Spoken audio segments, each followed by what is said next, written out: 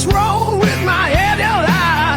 Nothing's ever gonna break the spirit that won't die. And through the dust and pain, I find a way to shine. Living wild and free, this renegade is mine. I am a renegade, and I'm never gonna fade. I am a renegade, hear the freedom that I make. Chasing dreams with my heart, tearing worlds apart. I am a renegade, and I'm never gonna fade. It's the Red River Valley Motorcyclist Spirit of America Bike and Car Show, Saturday and Sunday, May 3rd and 4th at the Alara Center in Grand Forks, and they're looking for sponsors and vendors. This is a great opportunity to get your business noticed by thousands of people for this 2 long days of this awesome event. If you'd like to get your business noticed, or if you'd like a booth, contact Sarah, 763-568-1946, or Dennis at 701-741-5205. There'll be a raffle with over $90,000 worth of prizes, including a Polaris 1000 North Star Ultimate Crew Cab Ranger, a Harley-Davidson Street Glide, and Polaris Sportsman 570, with the net proceeds benefiting the Veterans Honor Flight of North Dakota, Minnesota. And veterans are absolutely free. Find out more by going to rrvmnd.org. Red River Valley Motorcyclist Spirit of America Bike and Car Show, Saturday and Sunday, May 3rd and 4th at the Alara Center in Grand Forks.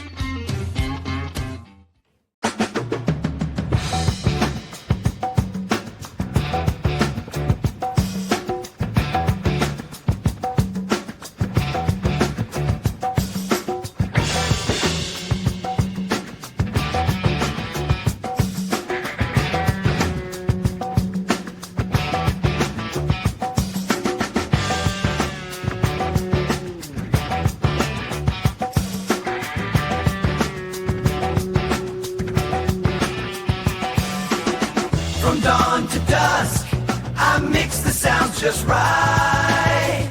For every lonely heart, I bring the night to light.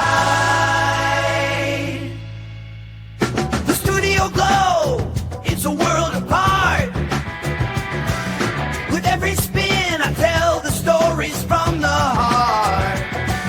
A whisper here, a shout out loud. In the quiet nights, I'm the voice of the crowd.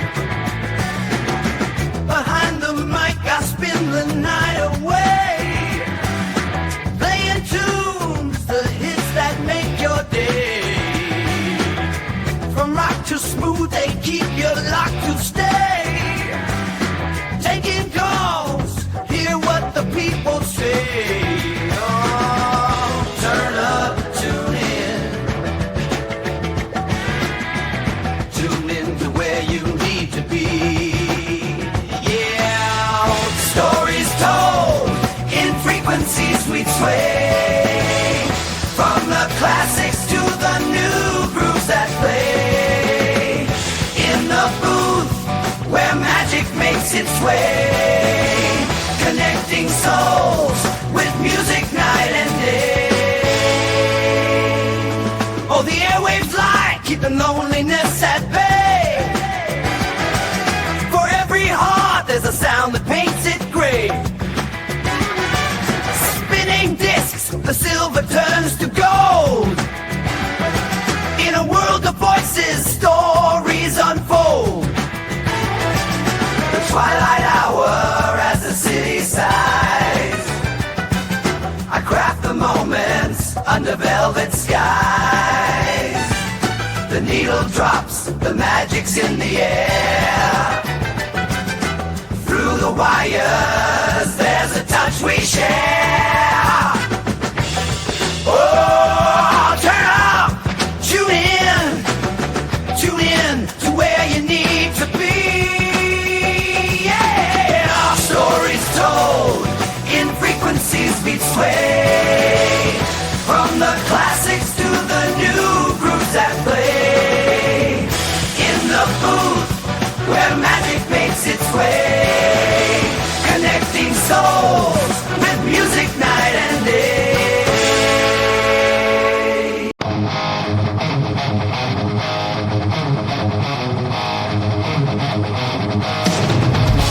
Come weekend, kids, and they're hunting for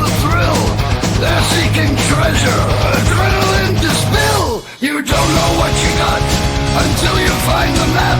You don't know what you got until you set the trap. You don't know what you got. Is it just a trap? Oh baby, baby, baby, let's escape this cap.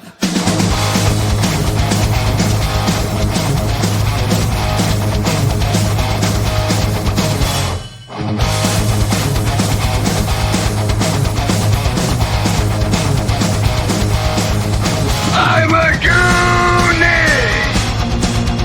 You're a goonie. We are all fucking goonies.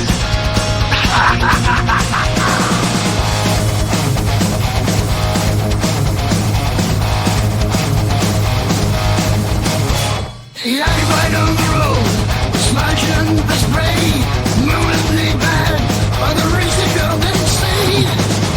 Leaving waiting the story and brine. The dress is yours and it's gold. You don't know what you got. You don't know what you got. The trial and test. You don't know what you got. It's the ultimate test.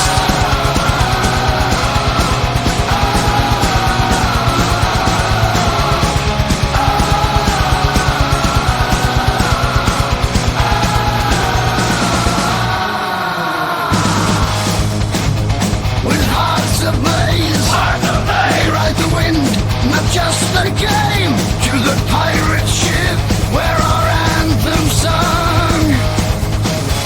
You never say die when you're young and the brave. One-eyed skull, the dark caves we crave. You never say die with hope in our chest. In the shadows embrace. Embrace. Echoes ring of secret places. A trail to sail. The treasure chases. Gather round me, hearts unite through the moonlit danger sight.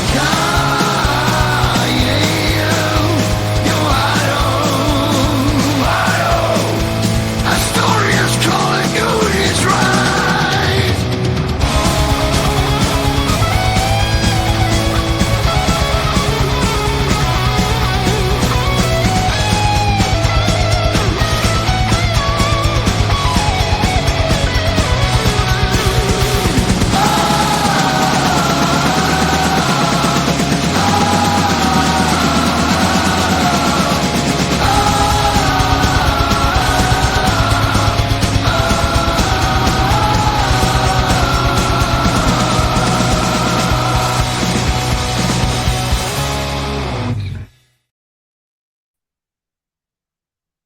And here we are. What's going on, Mad Dog? How you doing? Just finding the background. No, your audio again. You're having audio issues again. What's happening? Again. It's like WrestleMania. Yeah, well, we can talk about it, but you gotta turn up your audio. Your mic, you're having audio That's issues because again. I have that stupid speaker on. How about now? No, I mean I can hear you a little bit, but not as good as normal.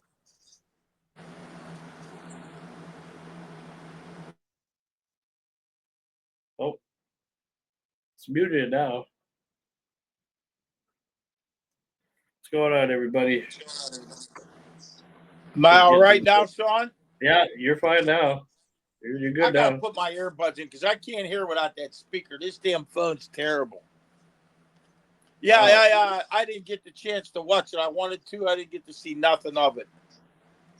You had 2 days to watch it, and you still can. I mean, if you got Peacock, you Yeah, I got don't got none of that shit. got the I don't cock got and none of all. that shit. When I get to Florida, I'll have all that. I ordered a hospital, all that shit in it. I'll watch it down there.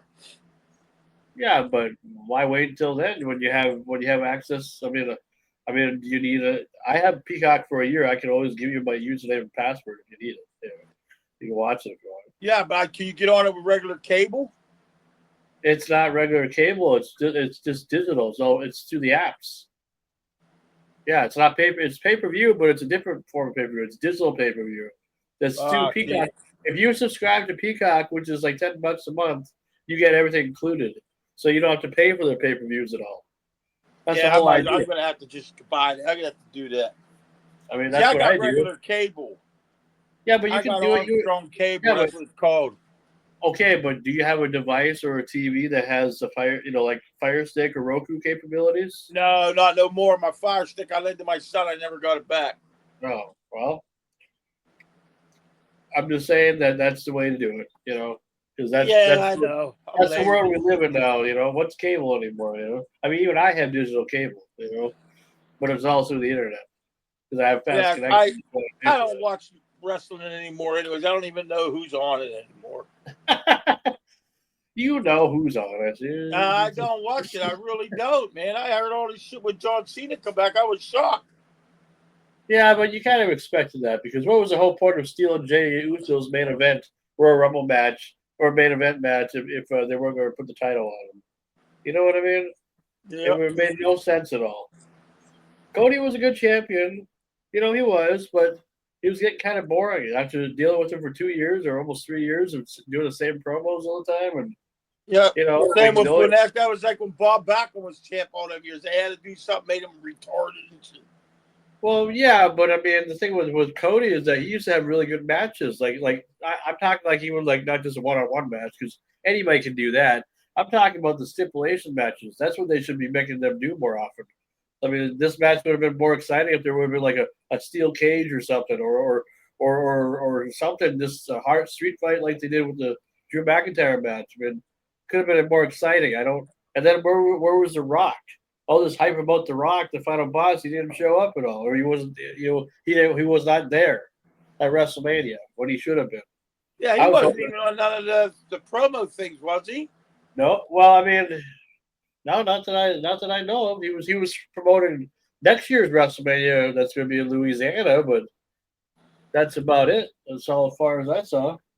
So I don't get it. It's like, what are these? It's weird. Not that we need to see him, but it's like if you're gonna give us this type of storyline where the final boss, or you call the final boss The Rock now, that's his new gimmick. Where is The Rock? Where's the final boss at WrestleMania? Yeah, I mean, right. Actually, we were so concerned about making a memory in the last 5 minutes of the show. Well, what about this year's show? That was a year ago. Now it's new one now. I think they let the fans down with that. And then my problem was the matches were going down too quick. If you're going to have 2 days worth of WrestleMania, you need to have, especially on a pay-per-view card, if you're going to call it 4 hours, then make it 4 hours or whatever. Because it's like a lot of these matches, you didn't really need to see at WrestleMania. They kind of have no point. That's why I don't mind 2 days of WrestleMania, and I'm not going to complain about, oh, it's too much. Because it's never too much. If you're a fan of something, you will like it no matter what. I remember the first 5 or 6 WrestleMania. Them matches were like you were at the edge of your seat. You were like spent them just walking down to the ring, like your adrenaline was spent. You know what I mean? Yeah, absolutely. Because like any match during WrestleMania, you were at the end of your seat. Even if it lasted 15, 20 minutes, they gave you 15, 20 minutes worth of match. I mean, they beat the tar out of each other. You know what I mean? The other thing that I have a problem with the way with today's WWE is, what's the deal with all the fucking advertising? Why does every match have to have a sponsor? I mean, it's cool here and there, but it's like, why? Oh, now we're this match is brought to you by Charmin. I didn't know they did that, huh? Yeah, every match now at WrestleMania, especially, and some of the pay-per-views now are getting that way too. Have a sponsor. They've gotten too many ads. They care more about the advertisements than actually giving us a show. Like, I'm not saying the show wasn't good. There was a lot of part of both WrestleMania days that was great, but it could have been better. So what happened to the main event, like the heavyweight championship? Well, you mean the Jey Uso match? Yeah, that wasn't even the main event. That was the first match on the card on the first night. I mean, but what happened to who was the last match in the evening? Oh, for the first night, it was a triple threat match between CM Punk, Seth Rollins, and Roman Reigns. The second night, it was John Cena and Cody Rhodes. So, and was that for a belt? The first night was not, but the second night was. So John Cena is now he's the 17-time WWE champion now. So he beat Cody Rhodes. Yeah. Did anybody interfere? Yeah, that Travis Scott guy. Oh, did he? Yeah. Yep. That's what I say. You shouldn't let yourself miss out on stuff like that. I was gonna go watch it with my cousin. Hey, Tony, you're a fan at heart. I was gonna go watch it with my cousins, but I ate so much yesterday that I was so uncomfortable that I went home and went to bed. That's why you should just plan an event. Like if you're gonna have a WrestleMania party or at somebody's house, you just wait till you get to that person's house, then have the party. Not do it Yeah, I beforehand. know. You guys always have all these funny, weird ways of saying you're gonna be interested in something, then you don't. Then it's like then you don't do it. I got out of wrestling. I ain't kidding you. I just don't like it anymore. Well, that's fine, but you're still a fan at heart. It's still in you. I know it is because if you didn't care about wrestling, why would you want to be part of these wrestling interviews that I love your wrestling interviews. I don't care who they are. You're the only one that makes it worth doing those, because I don't know of anybody else that I could ask that I would know that. Yeah, but Well, your knowledge for wrestling always impresses me. That's why I like doing them. You know more fuck about anything than I do. I'm like, I didn't know that. Like some of the shit you asked, I'm like, yeah, way back in 1962 when this guy, I'm like, how the fuck did Sean know that shit? Pay attention. Hey, I'm sorry about your father. You have my condolences, by the way. Oh yeah. Well, He we're gonna looked talk just like about you, dude. Yeah, I know. He looked so much like you. It was ridiculous. I know. It's weird. It is definitely weird. But I've always known that. I mean, it's just. I mean, I really don't know what to really say about the whole situation, to be honest with you, because there's a big story involved with some of the things, and I just figure, well, there's a lot that I'm going to say about it when we get when everybody comes out on the air, because I feel like I need to address some things just so people understand what's going on, and just like last week's deal, it's like this is more personal than last week's little deal, so. This is different. This is the death of the family. Yeah, and you have my condolences. I wanted to call you, but I figure, I know you're probably. Appreciate that. No, I appreciate that though. It's really nice that people have been really cool about it. I figured they would. It's funny, when a death happens or whatever, everybody's willing to anything you need, or they're willing to help you out, or they pray for you or whatever. But if it's anything else. Then it's like a whole different situation sometimes. I mean, that's just a weird thing that we look forward to, I guess, nowadays. Yeah, I guess. You know how that works. Is your camera going off too? Because now you're off camera now. Not just your audio. Is my audio? Oh, no. I'm texting my wife to get my earbuds. Oh, okay. I want her to get my earbuds so I can hear, but I can't. This phone sucks. I'm going to get I got an iPad, but every time I plug it, I use it, it drains so fast. Sure. And I can't get through a whole show with it. Sure. You know what I mean? So I don't want to go in between the show and have it die me or switch over to my phone. I don't have a computer. I thought you said you had your tablet. Don't you have a tablet? Yeah, it drains too quick. Oh, well, mine's really old. It's just fucking green lump of shit. shit. That's why you keep it charged the whole time. Yeah, it's charged. But You like keep I it said, when charged. I do it, like I keep it plugged in, it'll still drain on me. Let me text her real quick. See if she'll get my earbuds up here. She won't. She's probably sleeping. I'll talk to the audience while we're waiting for everybody else. I'm here. I don't know why my picture went off. Yeah, that's what I was telling you. Now I just see your audio. I don't see you. All right, I'll be right here. Can you get of course I'm going to misspell everything. You know how I spell. Yeah, you spell like a kindergartner. But that's okay. My mom does too. Sometimes I have to decode whatever she's trying to tell me. And once I figure it out, then it's like, oh, that's what you meant. Oh, okay. Well, anyway, what's going on, everybody? Welcome to another great edition of Renegade Radio. We're going to be starting the show here pretty soon. This is just the pre-show as we're getting warmed up here. Tonight we have a special guest, a former supermodel, ANDREA LEONELLI. It's kind of a weird word to say, but I think it's an Italian word, I think. Anyway, we're excited. She's going to be on at about 6:30, so as our normal times, we have interviews anyway. She's going to be promoting a movie that she's working on that's coming out here I believe this week, on digital. So that'll be kind of fun to talk about. But other than that, yeah, we just been kind of things been going kind of well. It was a pretty good Easter weekend. I mean, for what it was. I mean, I worked most of it, and then I was home yesterday. Uh, watched WrestleMania, of course, because that was originally the whole idea why I was going to be gone. But then, helping out with, thinking about what I can do for the funeral. As most of you probably are aware by now, that I had a death in the family, and without it being too confusing, and I do appreciate everybody's condolences and stuff for those that sent out and that are still currently sending out condolences. I didn't think it. I'm really surprised. The power of social media seems like it's very very crazy how when it comes to these type of deals when people you get to see how humanity really is when it comes to these type of things. But I'm just grateful that everybody understood the story. But there's a lot of stuff that I need to say about that, and I figure once everybody else gets over here, I don't know why everybody has to be late today. Pretty much everybody was like, "Oh, I'm late. I'm gonna be late. I'm gonna be late." Even Lance even said he's gonna be late. The only one that didn't say that yet was John, but I'm sure he'll be out here pretty soon. I did send him at the time with John Roberts. Yeah, where's Jean-Claude Van Damme? Yeah, he should be coming up pretty soon, I would say. He didn't tell me if he was Where's the antique man? They should be all coming. They all have the link. I sent it to him. This is how it goes sometimes. I mean, I get it. It's a holiday weekend as well, Easter Monday. So, maybe some people are doing some things or whatever, extendedly for Easter. I get it.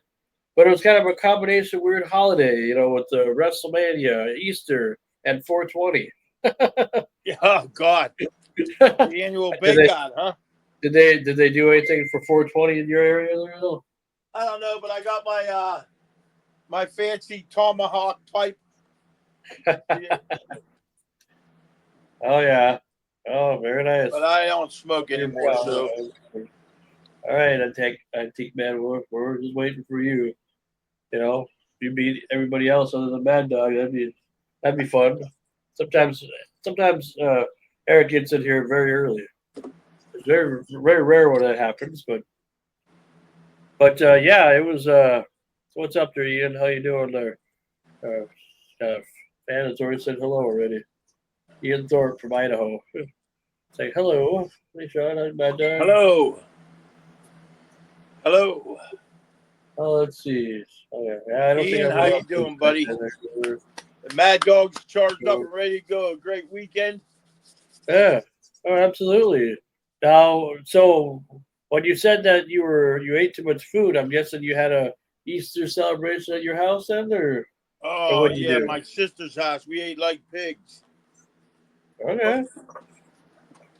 What do you all have? Because I'm sure you didn't just have.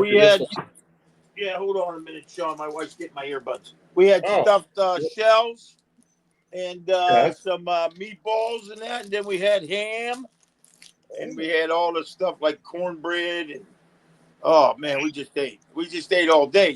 Us Italians, we don't just eat once. Now, most of these meals were Italian based. I guess. Oh yeah, absolutely. It wouldn't be no other better. You know what I mean? Because when you say stuffed shells, I'm not going to think of maybe hot dish or something. No, these are big shell stuffed with ricotta and the sauce over top is unbelievable. Oh okay. Man. They're stuffed with ricotta, and some have meat ricotta. Wow, that's pretty good. That is pretty good. Oh, now he has his earbuds on. Yeah, you got to be. Can you hear me? Yeah, but now you're all hearing me. See, now we hear you, but you're all muffled. You're just kind of like you're more because I got my earbuds in. Yeah, you sound better without them. Honestly, okay, because then I can't hear Ian's if I don't have them. Then. No, I don't. Well, I mean, I don't know what to tell you. All right, hey, can't have everything, I guess, right? You sound like you're talking in the tunnel now. That's just what you sound like. So whether you can hear it or not. So if I do a fart sound, can you think you can hear it? No, I'm just kidding. That's all right. I've been no problem. I'll take them off. That's all right. Take it all off. I'm just kidding. Anyway, what's up, Antique Man? Happy Easter. Hi. How you doing there? How was Somebody talk. I'm talking. Hi. Hello. Is anybody Hello. talking? Yeah. All I want to good. make sure you're shutting off for me. Let's see what the temperature is. 80 degrees out there. Oh man. Someone's not going to talk. 63 degrees. No, in here. Got the yard mowed today. Oh wow. Now, how often do you do that when It's you're in 80 Texas? here. How often do you mow the yard when you're in Texas? There, like since you live down there, is that something you do often there, Antique Man? Like even during the wintertime? Oh, yeah, once a week. Wow. Yeah. Have you ever had to mow the grass around Christmas time? I had to mow the grass the other day. We've been getting 70 and 80 degree weather here in Pittsburgh. Yeah, that's crazy. It's 30 at night and 70 in the day. Well, it's 63 degrees right now here in Minnesota, which is exciting. Well, we'll get the show started now. Since everybody is here, I'm going to run a quick little intro, and then when everybody gets here, they get here, I guess. We'll just have to bear with it. It's just how it goes sometimes. Nothing I can do about it. All right. Who's on the chats today? Anybody on the chat? Somebody do a private chat. How come your voices are doubling at my end? I Sean, have I no can show you updates. Sorry to hear about your dad. Oh, he said, "Old man." But I don't know why that is there, Antique Man. I have no clue. It's probably your system. Again, you guys always have problems all the time. And I'll work on it. okay. All right. We're going to start the show, and we'll be right back. Winter in the Northland means no golf, right? Wrong. Looking to get in and around golf in a climate-controlled winter oasis? Want to just whack some balls at the virtual driving range and work on your swing? Check out Albatross Indoor Golf Club in Grand Forks with more than 90 courses, range venues, and games including Pebble Beach, St. Andrews, TPC Sawgrass, and more. All on an incredibly accurate optical-based simulators from driving to putting. Play straight up. Team up for a scramble, play tournaments, or join the two-person Scramble League. It's fun for everyone, and all ages are welcome, too. Call or text 701-757-3220 to set up a tee time. Check out Albatross Indoor Golf Club at the Columbia Mall, your home for the best indoor golf experience around.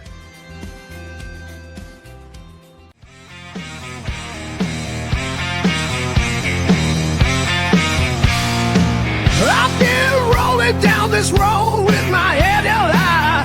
Nothing's ever gonna break the spirit that won't die. And through the dust and pain, I find a way to shine. Living wild and free, this renegade is mine. I am a renegade, and I'm never gonna fade. I am a renegade, hear the freedom that I make. Chasing dreams with my heart, tearing worlds apart. I am a renegade, and I'm never gonna fade.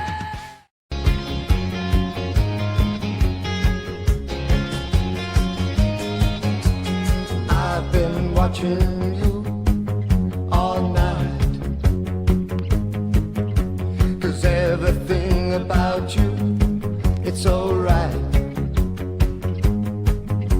The way you look, the way you move, the things you say, the things you do. Oh baby, I've been looking for you all my life. And if you're looking for someone that'll treat you right and never cheat on you, will never tell you lies, honey, if that's your plan, I'm your man. And if you want somebody gonna love you best until forever, baby, then forget the rest. 'Cause honey, only one man can. I'm your man, the man for you. I'm your man, the man, baby, I'm your man, the man for you. I'm your man. Listen to me, honey.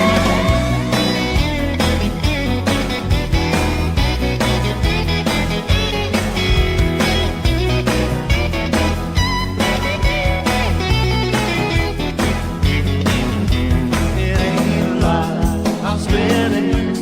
I mean every word, I swear it's true. Baby, I've been looking for you all my life.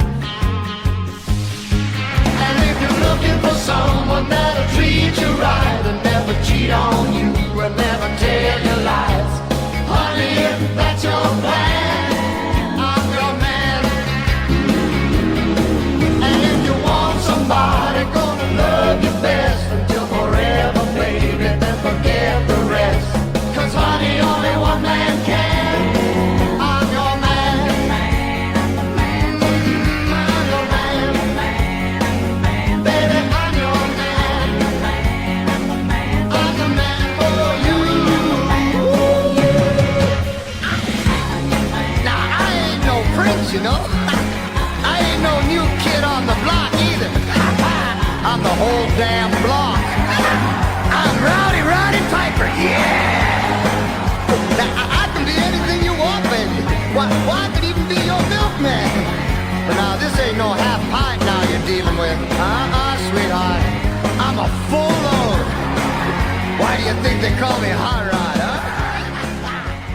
I don't even want Madonna, honey. I just need you, baby. We could have so much. I'm here to kick ass. Glad to see you're playing my jam. Hey, can you hear me? Well, no, your audio is still horrible. You got to turn up the volume again, like you did before. The hell, Mad Dog. Yeah, that's right. That's right. Kick ass and chew bubble gum. That's right. Well, chew some bubble gum, but get your volume right better, please. What's up there, Jean-Claude Van Damme? There you go. Now we got There you. we go. But not Well, working you in the know, yard, trying to beat the rain. I'm so far behind, like usual. Was out Yeah. messing around in the yard. My knees are so bad now. I work for as long as I can. Then I got to come in and sit down for a while. Then I go back out and work again. And then I come and sit down. And I figure by July I might be ready. Get them new knees, baby. My knees are good. That's right. You can, The you only can thing do bad is something the else. weenie. My weenie's bad. Yeah. Yeah, imagine you could have surgery on that and just make it bigger or whatever. What happened to Smaller or Antique whatever. Man? I got no Someday, I problem there. guess. Make it Hey, so Frank, big I where just it's like, wanted to tell you a story about your dad, buddy. yeah, well, I appreciate that. We're going to talk about that here a little Thing bit is, here anyway. You look at him, you look at that picture. Oh, Yeah. it's pretty obvious. Your dad. Yeah, you know that's your dad, right? You look just like you. You look at a picture of my dad, and people would go, "There ain't no fucking way that's your dad." But Me that's too. pretty obvious. See, my dad Yeah. looks like my brother. Yeah. Well, yeah, Yeah. I've been getting that a lot lately. It's probably the weirdest thing, that I would understand, of what people would compare it to. But I'm nothing like him. He and I are way two different people. Trust me when I tell you.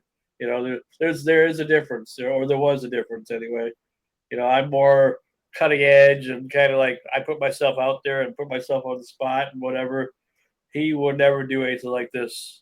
He would never still do anything like this at all. I mean, I hate to even I hate to even say that about him, but it's just he's not somebody who wanted to be in the spotlight at all. Yeah, I'm a whole different breed. You don't have to say anything, man. My dad was a 5'10" French Canadian Indian. He looked like Sonny Bono. I'm 6'2", blonde hair, blue eyes. He was. My sister hadn't talked to him in 25 years, probably. She didn't even go to his funeral. So my dad and I, he wasn't a good dad, but if it wasn't for my wife and my evil stepmom, we would have been estranged forever. But we did kind of get back together, and after he died, I found out even more bad shit about him. But he was really well known because he was a hot rod builder. When he died, he had over 300 cars, boats.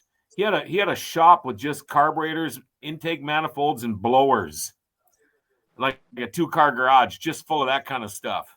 Well, you He had an original 309 motor, still in plastic from back then, which is probably junk because it's been in plastic forever. But Yeah, it was a little weird. He was different. Well, you just had something in common, cars. You and I race cars, and he loves cars. Yeah, well, I raced, and back then you took cars and made them into race cars. Now you take a frame and none of that. There's no part of a race car like they were then. So my dad hated what I did because he'd worked his whole life to make these cars look great, and guys like me go out there and just bash the shit out of them and don't care. You know, I got you. I mean, he did back. He would hand airbrush with a balloon like Harleys and shit like that. And I remember we lived out in the country in the middle of nowhere, and all of a sudden you can hear this rumble coming down our mile road, our gravel road, and here's like 15 Harleys. And I was just a little kid, you know, and these guys come up and they wanted my old man to paint a couple of their bikes. It's like, wow, you know, that's pretty cool. But That's yeah, the way my old man was with the seats. My old man was a custom upholsterer. And them Harleys used to come down the street. My dad used to do all the custom seats and shit. Yep. Well, my dad, you know, I mean, that's just one of the things, you know, he worked for his father pretty much all his life. And see, that's where we have the problem, because the father, or his father anyway, was not really what you call, well, at least not to me anyway, maybe to everybody else, but not to me, was the grandfather, would win any grandfather of the year awards, you know. Same with the grandmother. They were a very strict Christian family. I think they still kind of are, you know, but they're not as strict. They're different now than they used to be, but it's just that the grandparents are the reason.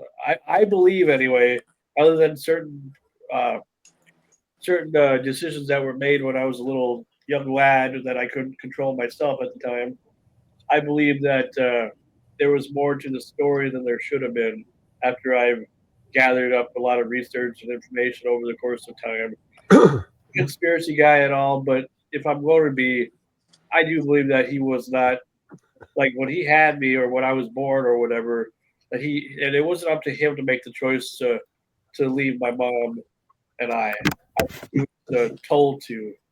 And I believe it was because of his parents, because they were a strict Christian family, and you do not have sex before marriage at a strict Christian family house. I don't care how popular it is. I don't care how good it is. You don't do that. You do that, we're either going to abandon you or disown you, or you're going to be really regretting your decision for a long, long time. As we will. Put a how old are you, Frankie? I'm 41. How old are you, Frankie? I'm 41. Okay, I just turned 60. I grew up a strict Catholic, old school Catholic. My mom and dad got divorced when I was like 8, 9, and then things have changed. Back then, you could not be Catholic anymore. I mean, so yeah, I know all about what you're talking about. Well, I mean, you talk about your grandpa. I was lucky because my mom took the 3 kids, my brother and sister and I, and moved back to her hometown, which was Thief River. And if it wasn't for her dad, my grandpa, he was the guy that got me into the outdoors. He took me hunting and fishing and gun training. He was at all my hockey games. How many guys go watch a track meet? My grandpa came to all my track meets in high school. I mean, not just football and hockey games, but everything. So it's all over there, and it's just everybody's got their situation, but yeah. Well, I figured now since it's out in the open, and because this is something you guys never knew, I don't know if I ever said it at all, to you, but yeah, it's just one of those type of situations where I'm kind of happy that everybody knows about it now, because I feel like I don't need to keep any secrets from anybody anyway, but it's, I don't know, it's just I just have a hard time grasping the fact that like they could have okay, my aunt was one that called me and told me about all this stuff and told me what was going on, and I just wish they would have told me in the beginning, because he was having issues urinating, and his kidneys weren't working that well because of that. And I don't know what the hell. Anyway, what were you doing? What were you doing before you got on here? Hair was flying everywhere or whatever, I guess. Hey, what were you doing? Hey, wait, what were you doing before you got on here with hair in your mouth? And the new girlfriend. Not what you think. Not what you think. That's not what I. Nah, she hasn't been over here today. She'll be over tomorrow though. so, You got so a new girlfriend and you're going flip, flip, flip, flip, flip. yeah, I was at my sister's house earlier on, and the dog, and we have a dog, and Your sister, I don't want to hear your sister's house. That's gross, dude. Come on. Frankie, it was noticeable enough we all saw it, dude. Oh, that's great. Well, hey, high definition for you. You know, right? Frankie got a girlfriend. You know that, Claude John Van Damme. Yeah, he know. I think he knows. He knows. You I ain't told gonna him. see none of us doing that shit. I can tell you that. Well, if you have hair in your mouth and it's And I got all annoying this while hair you're on my trying to face. I ain't. Flip, flip, flip, flip, flip. wow. I'm glad we joke about this and everything. As I'm trying to open my heart to you and everything. Oh, I'm sorry. Go ahead. Oh, come on, man. We apologize. Apologize. Yeah, I'm that's sorry. right. I didn't. We're trying to I keep didn't light mean as bad things, either. but- I mean, it was just annoying hair just flying in your mouth while you're talking. It has nothing to do with getting a pussy or whatever. If that's what you're trying to get at, all right? I'm proud of you. You got a girlfriend, buddy. Yeah. Well, thank you, and I'm proud of me too. Hey. I'm proud of All me too. right, She's okay, great. go on with And the you're the story. one that What's brought up? up. You're the one that brought up the P word. That's not even what I was assuming. I was thinking Oh, you you had was- cats or something. Not me. Oh, the other pussy. Oh, I see. Not That's me. Not me. Go ahead, Frankie. We're sorry, bud. Okay, We're only teasing you. Go ahead. Basically, the story is that my real father, my biological father, he was my father and everything, but he was not there a lot in my life when he should have been, and I feel like we've been like we know each other. Like I've seen him a few times, and I've talked to him on the phone and I've talked to him on social media and all that, but it's like they could have told me that that he was something was wrong with him because I feel like when he died on Friday, I feel like he gave up, and it wasn't just because of the cancer. I feel like if he would have known, like he knew that I was still around, and that because I guess he followed me on Facebook and he, just watched everything I did vicariously without me even knowing. If he would have just, knew that I was like I forgive him and everything, and that I do still care about him and whatnot, that maybe he would have, still been around and maybe would have fought harder. But he was at the point where they got a hold of me, where he was already losing 125. He used to weigh over well over 250 pounds at least. He was at 125, before he died, and that he couldn't speak much. He didn't have good memory. He wouldn't eat at all. All that stuff. And I'm just like, and then I just thought, well, we're gonna get the call pretty soon, I guess. Sooner or later. Then I was at work and got the text from my aunt, and I appreciate the fact that they're telling me all this because I do plan on attending the funeral and all that here in a couple of weeks, and that's gonna be a whole other bag of worms there, I tell you, because none of these people I know, but they know me, but I don't know them. You think that's one relative? I have a whole big family of people I've never met before. So Do you have any other brothers and sisters on that side? possibly one. But I'm not going to say anything for sure because I don't want to be all weird about it in case if she does watch the show at all. Because it's never been tested, but you can definitely tell there's something, a possible sister anyway, possible. I got you. But Okay, did you say earlier we're not supposed to people shouldn't have sex until they're married? well, I didn't mean what I said. I just meant like he grew up and how in some I was in a rock band for years and nobody fucking told me. Oh, okay. I Well, play somewhere now, and I'm always afraid somebody's going to come up that's about 38 and say, "Dad." Hey, man, I didn't get married till I was 36. Smart. well, anyway, regardless of the fact, it's just that I know how some people are when it comes to being strict about certain things. I'm from an area where most of the people that live in the town that I live in, not this town, but the town of Greenbush, there's so many different Bible people over there that believe that they're so perfect because they believe in Jesus and then they read the Bible and then they do no wrong, that they can never commit a sin. And if they do, it's a lot. There's a lot of people. I could name names if I really wanted to about that, but again, there's a lot of people that watch the show that are from that area, and I don't want to start any controversial things No, with no. those families. But just know that I've seen this, I've smelt this part before, So just like it's everywhere, I know there's people that believe in that because I'm guessing there's also like I've heard of people like in the Amish that if you don't believe in what the Amish believe, and if that's your heritage, and if you're wanted to get out of it, a lot of people won't let you get back in or won't let you associate with your family anymore because of that. They're pretty strict about that, unless you happen to The be with Amish somebody that's bang not their so horse. strict. Hey, So, you can tell the Amish whore she does 2 men a night. Jesus Christ, is that a Mama T joke? Sounds like Horrible, horrible, horrible, horrible. Well, anyway, what's going on, you guys? I'm glad that everybody's here. At least we got myself, we got Mad Dog, we got John Roberts, Screamer Sam, and Antique Man for tonight. You guys should be very excited because for the first time ever on the show, we're going to have a former supermodel on the show, and I agreed to this mostly for all of you guys, so to do this interview. So it wasn't just because of what she's promoting, but I figure you guys deserve this. This is my gift to you. Just as been doing with me. Her name's Andrea Leonelli, and she's a former model and has an interesting story about her life and what happened in her life and while she was a Her and I model have and a everything. lot in common. You're not an underwear model there. I don't care how many times you say you are. He's an underwear model? No.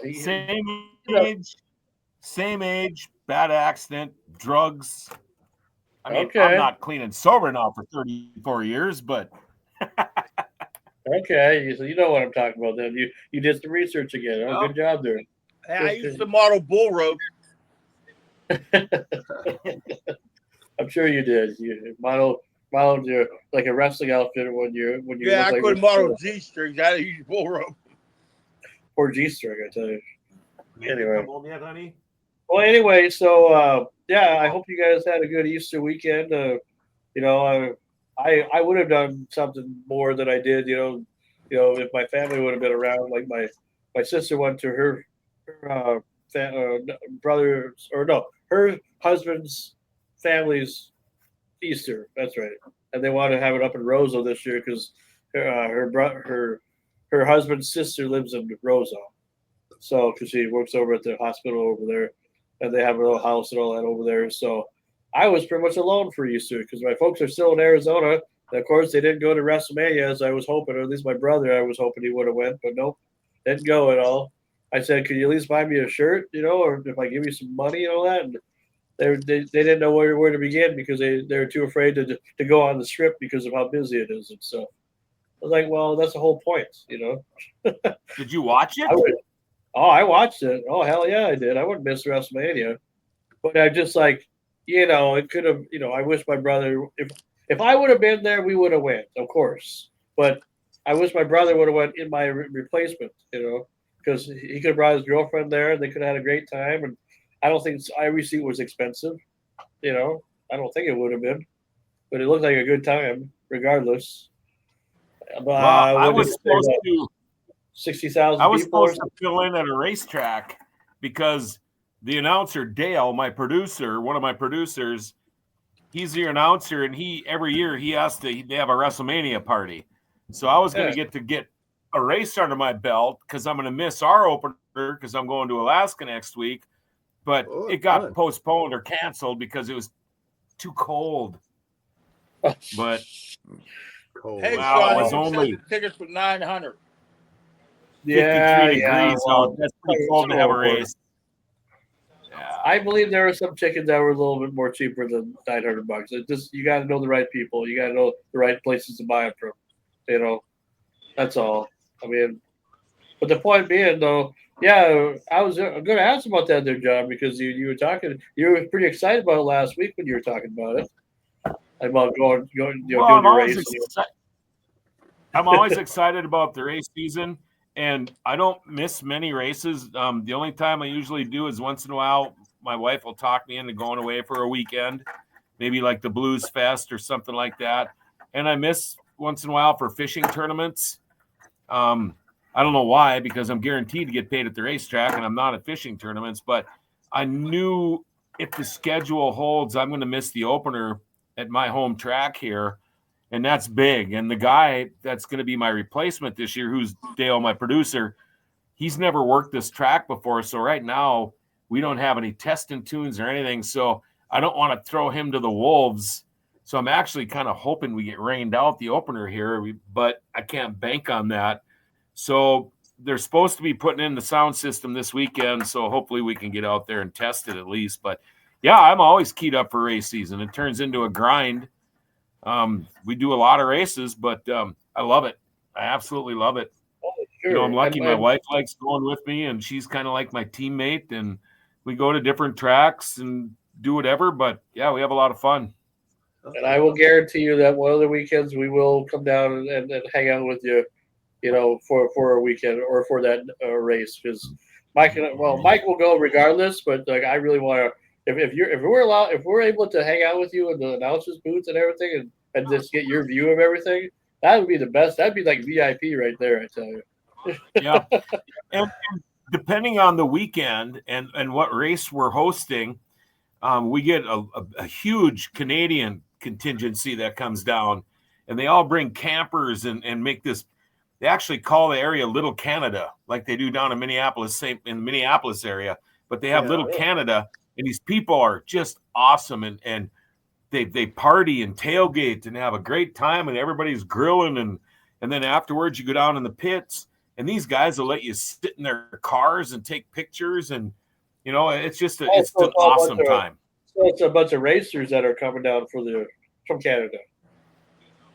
No, just fans alone. Besides the racers, but the fans are. You think the Canadians like hockey and curling? You should see them on dirt track racing. They're fanatics, just like they are in whatever the Canadians are passionate about. They are 190%. And hey, you know dirt why track they're racing. passionate about? You know why Canadians are passionate about doing it doggy style? So they both can watch the hockey game, eh? Sure. Hey, there hasn't been much to watch in 30-some years. When's the last time a Canadian hockey team won the Stanley Cup? Yeah, it's our country's sport. Yeah, no, it ain't. Did you guys see Mad Dog in the miniature motorcycle race? Yeah, I saw it. Wasn't even funny.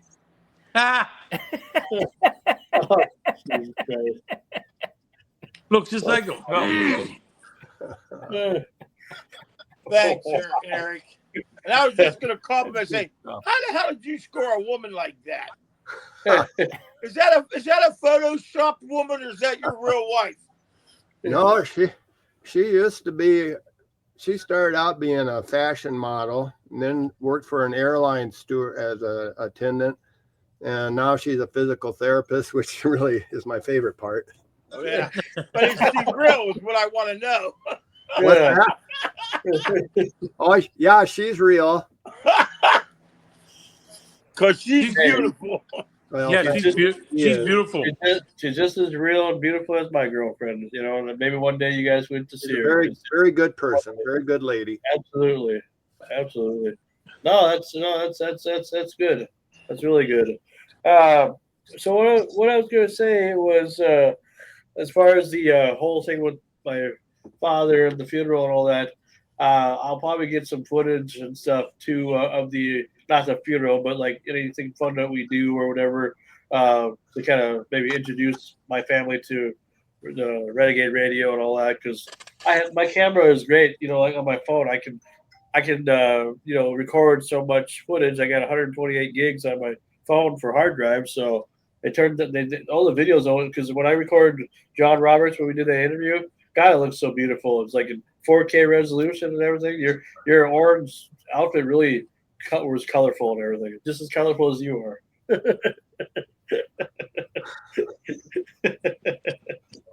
So, but anyway, so that's you know, it was Easter weekend as we know. It still technically is Easter weekend, and or Easter Monday anyway. And let's just see here.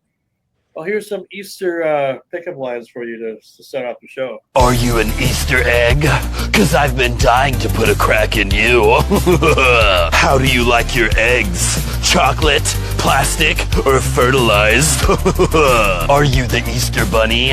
'Cause you've been hopping around my mind all day. You can be my chocolate bunny. I'll nibble your ears and save your behinds for last. Why don't you come back to my place? I'll give you a peeps show.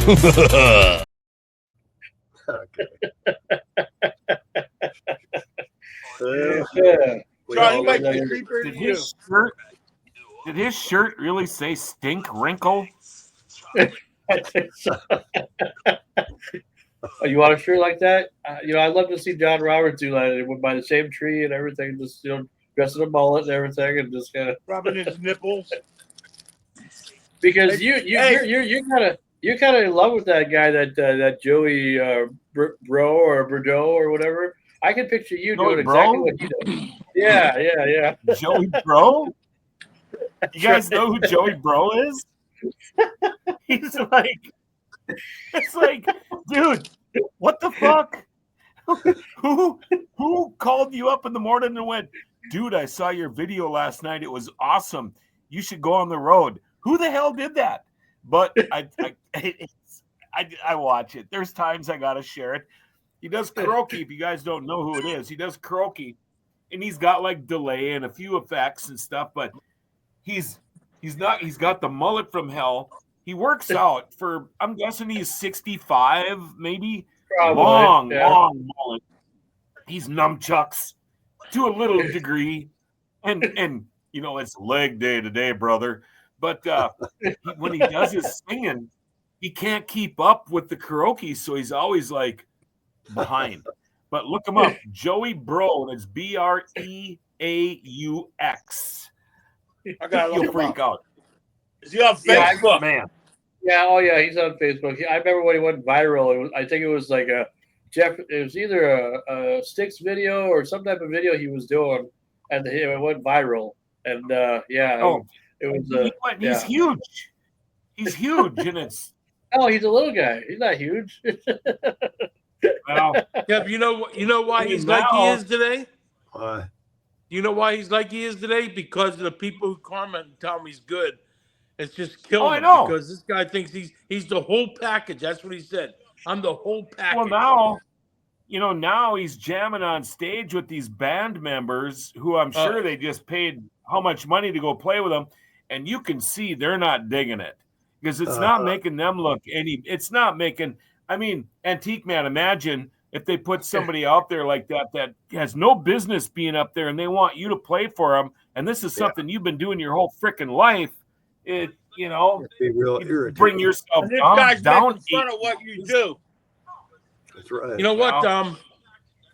That's like if you watch the video of him playing with the band, the bass player actually sings in the beginning to bring him in on semi on time. You see that? Yep. Yep. You know what it was like Yeah, when wrestling when that Lotka come in. What was his name? When they brought that idiot in from Taxi to wrestle. Andy Kaufman. Oh, Andy Kaufman. Yeah. Vodka. I loved it when we Vodka Gravis. Thank you very much. Yeah, thank you very much. Evie Da. Come on, you can't mess around with Taxi. Taxi is one of the greatest shows out there. I used to watch it when it was Nick at Night, and I love Alex, it. what do you do when you get Vodka's to a brownies. yellow light?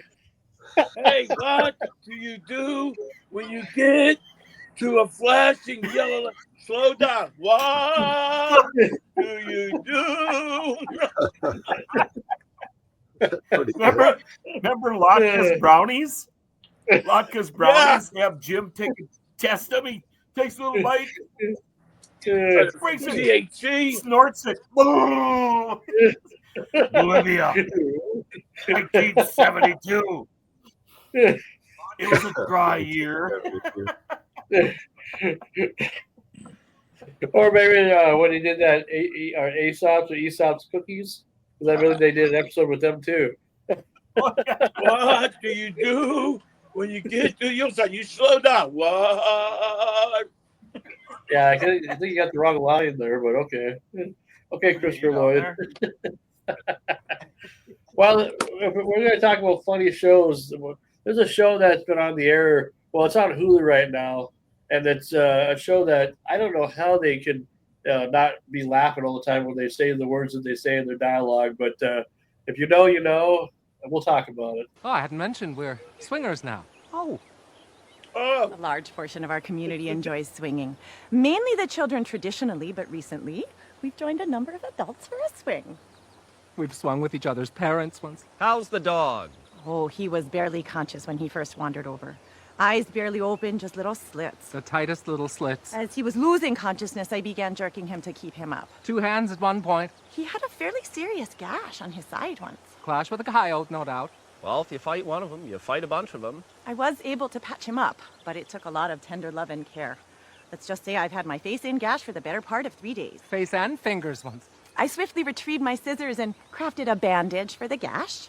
No one's scissors like mine wife. Well, our daughters scissor quite skillfully. Now, credit where it's due, our daughters learn to scissor from their mother. Teaching our daughters to scissor has been one of the great joys of my life. Look at me. I get wet just thinking about it. Have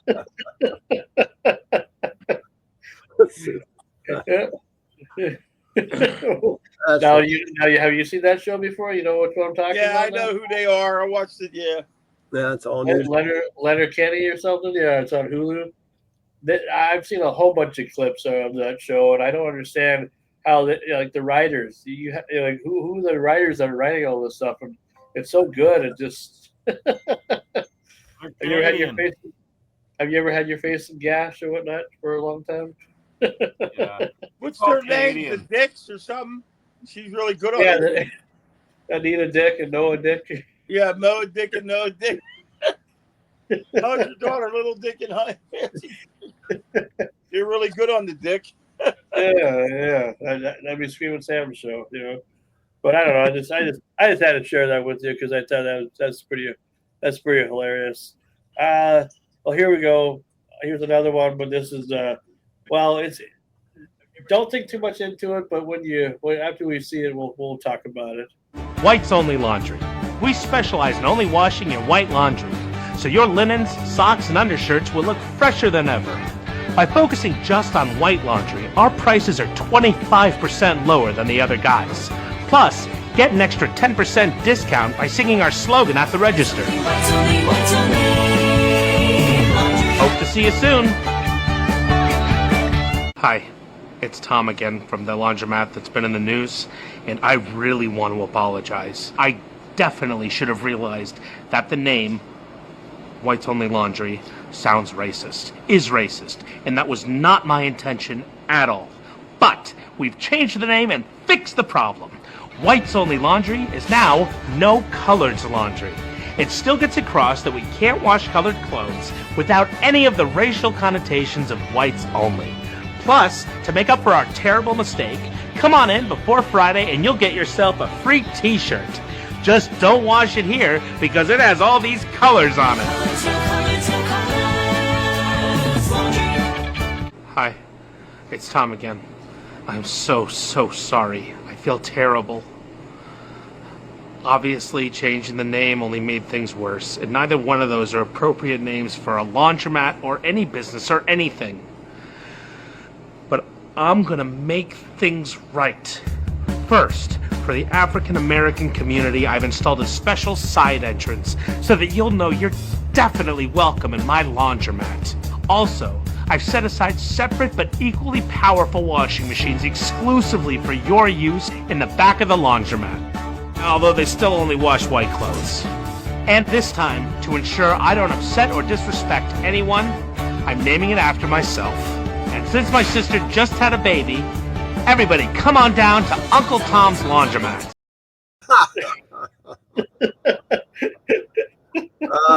That's about right. That's funny. Oh my God, that's too funny. Wow. Yeah, and I have a lot of black friends that would really think it's funny too. Oh, absolutely. It kind of slides into something I was going to briefly talk about. Sure. It's a little political, but there was some woman the other day on TV that corrected a guy because he said something about and used a word with men in it, mankind. And she said, well, it's not mankind, it's we kind, you know, we can't use mankind. So I came up with a short list of words that we can no longer use. Meningitis, meningitis disease, human, humane, menstrual cycle. That's a bad one. That's a bad one. Woman, email, and a few more, but that's how stupid it's become. Yeah, no shit. Sure. Mailboxes. Mailboxes. Yeah.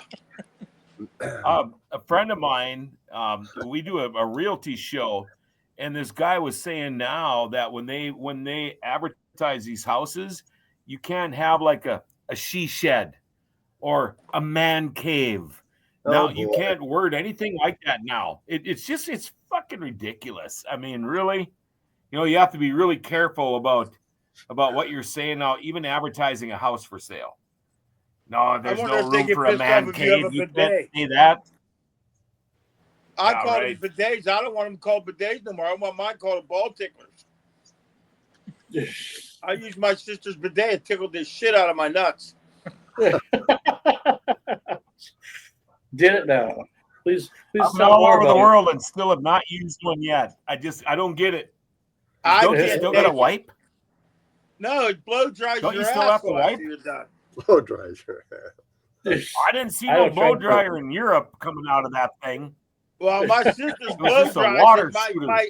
My asshole hairs were all curled up like an afro because it got wet and they blow dried it. My asshole hairs was all curled up. Oh boy! I'm glad you saw water up you shoot water up your butt, and then what do? Pull your drawers back up and go because you still gotta wipe the water off. Heater on it. Oh God! I felt pretty violated, man. I thought that was a water fountain. I thought it was a water fountain. Yeah, that's right. Tasted kind of funny. Ready to take a drink. Fuck you. Good Lord, guys, I tell you. Oh, you drank that. Yeah. I just don't think I can do that. It's been a long day. My sister said try it. I tried it. I must have been sitting back too far. It was squirting me in the nutsack. She's like, Jesus Christ. It looked like a punch. Was hers the size of a was hers the size of a swimming pool? Because your fat ass wasn't fitting on a bidet. She might have a garden hose on the end of that. What the fuck, dude? So I'll be here. I'll be here next Monday. Then I might be gone for a couple weeks. It depends. If I can get you guys on that ship, I'll try to. If I can make it work, I tried to do it when I was on boats before, and it was hard to do. It depends on if anybody's in their media room. Huh? Oh yeah. Oh, that's fine. That works. I'll be in Florida next week. Yeah, God, that'd be fun too. Because I'll be gone for like 10 days or something. Send me some tickets. I'll have my grandkids on next week. I'm not going anywhere. Hey, there you go. Well, no, that's fine. And I kind of figured that you would be gone anyway because you were telling us that you would be, gone here soon. So, because in the month of May, to make it work if I can. Yeah. No, that's fine. That's fine. There's no problem with that at all. I mean, no big deal to me. We're gonna try to get some. I have some guests in mind that I'm trying to get. Next week we will have independent horror filmmaker Sean Burkett on the show, and he's also doing a horror movie that's being released here in some theaters here soon. So that will be our guest next week, and then I'm going to see if I can try to find one more beforehand. But Mad Dog live from Florida. Well, yeah, but that's not really. You're not a guest when you're already part of the show. See, it doesn't work that way. But I could be your guest, though. Okay. No, we'll wait the other Mad Dog. What part of No, I Florida tell you are you what. gonna be at? I tell you what we do. Mad Dog. Just to piss you off. Just see how aggravated you get. You go to Florida and do your thing. I'll call the other Mad Dog, and he'll be your replacement for a couple. Oh, you correct. No, I'm just kidding. Correct. I'm just kidding. I wouldn't do that to you. I'll call him and tell him how you sound like boogers in your mouth, fucker. Yeah. I wouldn't do that to you anyway. Anyway, so I'll that's be on kind of. next week. Oh yeah, and like I said, that's fine, and I do appreciate everybody telling me that about if they can make it or not, especially when you tell me ahead of time. I'll be That's here. always nice. I'm gonna But have my anyway, week on. yeah, because next week will be the last week of April. I might, with the following week being the 5th, it'll be Cinco de Mayo, so maybe we could probably do something Cinco de Mayo related, or talk about, are any of you guys Star Wars fans at all? Do you like the Star Wars series at all, or do you think it's overrated? I mean, because I don't think it's overrated. I'm not a freak about it. I mean, I'm not. I like the movies. I'll sit down and watch them, but I'm not the guy that'll be. I can't wait for it to come out. It's coming out on the whatever date. I'll still wait till it's on Netflix. Never saw it. I'm not Star Wars fan either. You haven't lived there until you do. Anyway, what about you, Antique Man? You big Star Wars guy? I have to be honest and say, I saw like the first movie. And that's it. Okay. I've never been a big sci-fi guy. Oh, not at all. Huh? Not really. Well, what did it to me was just the fact of the show Stranger Things. I've always liked that show. Ever since it came out, I figured, let's give it a chance, see how it is, and it really changed my verdict on how I feel about sci-fi, because now I love it. Can't get enough of it. We used to hate watching Star Trek. My mom would watch it, back in the day. When we were growing up, but then as an adult, I appreciate it. I got the whole Star Wars or Star Trek series on 4K. So, what about you, Screaming Sam? Or you? Here, I'll mute his mic. I like if I'm watching sci-fi, isn't what's that called? That's Lost in Space. No. No. To another dimension. You're a doo-doo. Twilight Zone, maybe, or what is it? Twilight Zone. Twilight Zone. Twilight Zone. I love Twilight Zone. Okay. You're a doo-doo. No, I think those type of shows bring out characters. Even when you sang it off key, my musical ear could pick it up. See, there you go. Musical ear. My favorite song is him singing Todd Rundgren. What's that song? Can we be friends? Yeah. I listen to that every night when you sing it. Well, thank you. It's a fun song. I like it. You do really good. I ain't lying either. I'm not making fun. You do a good job on that. Well, thank you. The only problem with it is once you hear it, it goes on in your head for the next 30 to 45 minutes. Right. That's what I said. Every time when I put it on at night, when I'm setting my alarm clock, you come on, then I have to sing that all night. Oh, well, thank you. Well, my voice don't hit that pitch. Oh gosh. See, you got to realize with Antique Man, he's technically a professional singer. I mean, that's the thing about with you. He does that song awesome. We love the fact that you're in the entertainment industry as far as like what you've done, because I think of the name, I think of like the name Cocoon. I thought, boy, that's a very interesting name to call your band, because it reminds you of Cocoon the movie, the series. Oh, sure.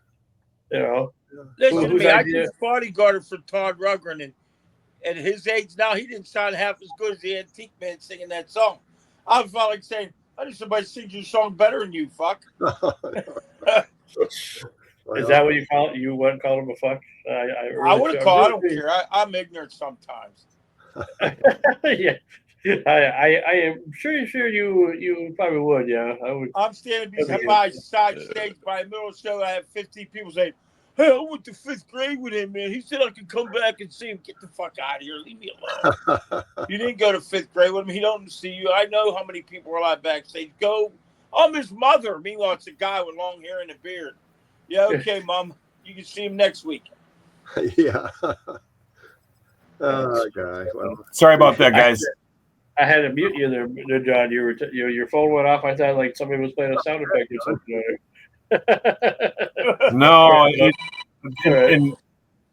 No, normally I have my phone on silent, but I forgot I was waiting for a call from this guy. He owns a couple of businesses, and he owns $1 million sprint car team, and I wanted to talk to him. Anyway, I'm sorry about that. Matter. My apologies. Doesn't matter. No, that's all right. That's all right. Well, here's the next thing that we can talk about, and they don't make commercials like this anymore, but I wish they did.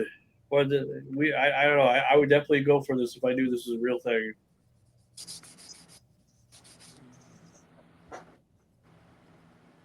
Oh, hold on here. Can you hear anything at all? No. Ah, shit. Okay, hold on. Get cash for corners. It comes out of your shit. You still get the $100. Just hold on here. Sometimes I eat corn, man. It looks like I got me a corn log. Hold on here. I don't know what the hell is going on with that. I thought I downloaded it good enough, but hold on here. Oh, Jesus Christ. I wonder. Let's see. Hold on. We'll play you this one while I'm waiting to download that one here. Re-download it. Oh my God, it's my favorite. It's the peanut butt cup cook. What the? What do you mean you can't get your wife pregnant, dude? Just freaking start nutting better. I mean, that's what you gotta start doing. 20 beautiful ladies, 39 sexy legs. One of them's the amputee, but my God, can she shake that thing? Hey, Bear, shut your mouth. I know what my second amendments are. My amendments are pretty clear to me. And on tonight's menu, we have the sweat yeast roll. Tastes a lot better than it sounds, I promise. Does your wiener have a rash? I'm talking about the dog. You guys are getting real nasty out here thinking what I'm talking about is gross, but it's not. It's just about dogs. If attacked by a mob of clowns, go for the juggler. He's the ringleader. He knows what's going on. He really has a hand on the balls of life. It's like Winter is mad and keeps storming out and then come back yelling, and another thing, why y'all's nipples getting hard when I'm freaking around you guys? It's freaking gross. Pledge allegiance to Strange. Ask how you can become the friend with benefits. Yellow baby. Now, what do you think? Pretty wild. Yeah. Fucking weird. Why can't we be friends? Well, there's a reason why, because you are the way you are. That's why. That's why. I'm trying to download that video here. I don't know if it's gonna even let me do it at all. Freaking. Come on, get the peanut butter nut roll gun. Let's see. I'm gonna try one more thing here. Let's try something here. What was I gonna say now? It's now that Easter's over. We're getting excited for. Well, springtime is finally here. At least here in Minnesota and all around you guys' areas, and hope we don't have to deal with any more winter anymore. Because it's still April. But, well, I'm just saying. It's like you just never know. I mean, do you trust Mother Nature at this point in life? Oh, I've been bitten in the last 3 weeks. This past weekend, back in 1997, is when we were evacuated, and our river that I fish in all the time turned out to be 27 miles wide.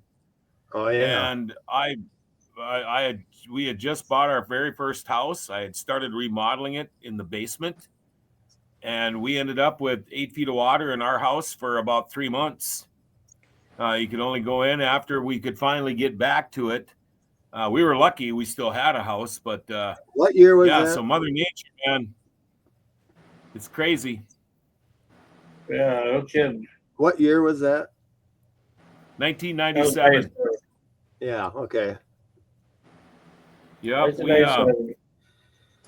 Yeah, it took us, well, it took me over a month just to pump the basement out because you can only Wow. pump half of it out. You can't pump all the water out because your walls could collapse. So you could only pump portions of it out, and then you go back the next day and it'd be pumped full again. Then you pump part of it out, and then you go back the next day. And that went on for a month. What was And that? then by then, I mean, I got catfish in my basement, and my basement was totally redone. All I had left to do was the drop ceiling when that flood hit. I was on the Minnesota side working, and my wife and her sister went. They had been sandbagging. They had been volunteering their time, thinking we could still save the town. And then all of a sudden, when they said the levee's breaking, they barely had time. They parked about 5 blocks from the house. They took off running to the house because I had 2 or 3 dogs and this 5-foot-long iguana. And by the time they got the animals, they had no time to even get clothing or anything. By the time they got back to where the car was, it was 3 feet deep.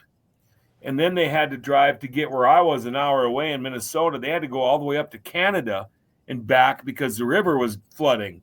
So they had to beat the flood. This river flows north. But then we were, I didn't see our house for a couple of months. It was crazy. So yeah, Mother Nature, man, up here, it's nuts. Yeah. What was that? A hurricane or something like left over from a hurricane? No, just a flood. It was a flood. It was 100-year flood. Yeah. And well, that's the thing. We're one of the few rivers in the United States that flows north.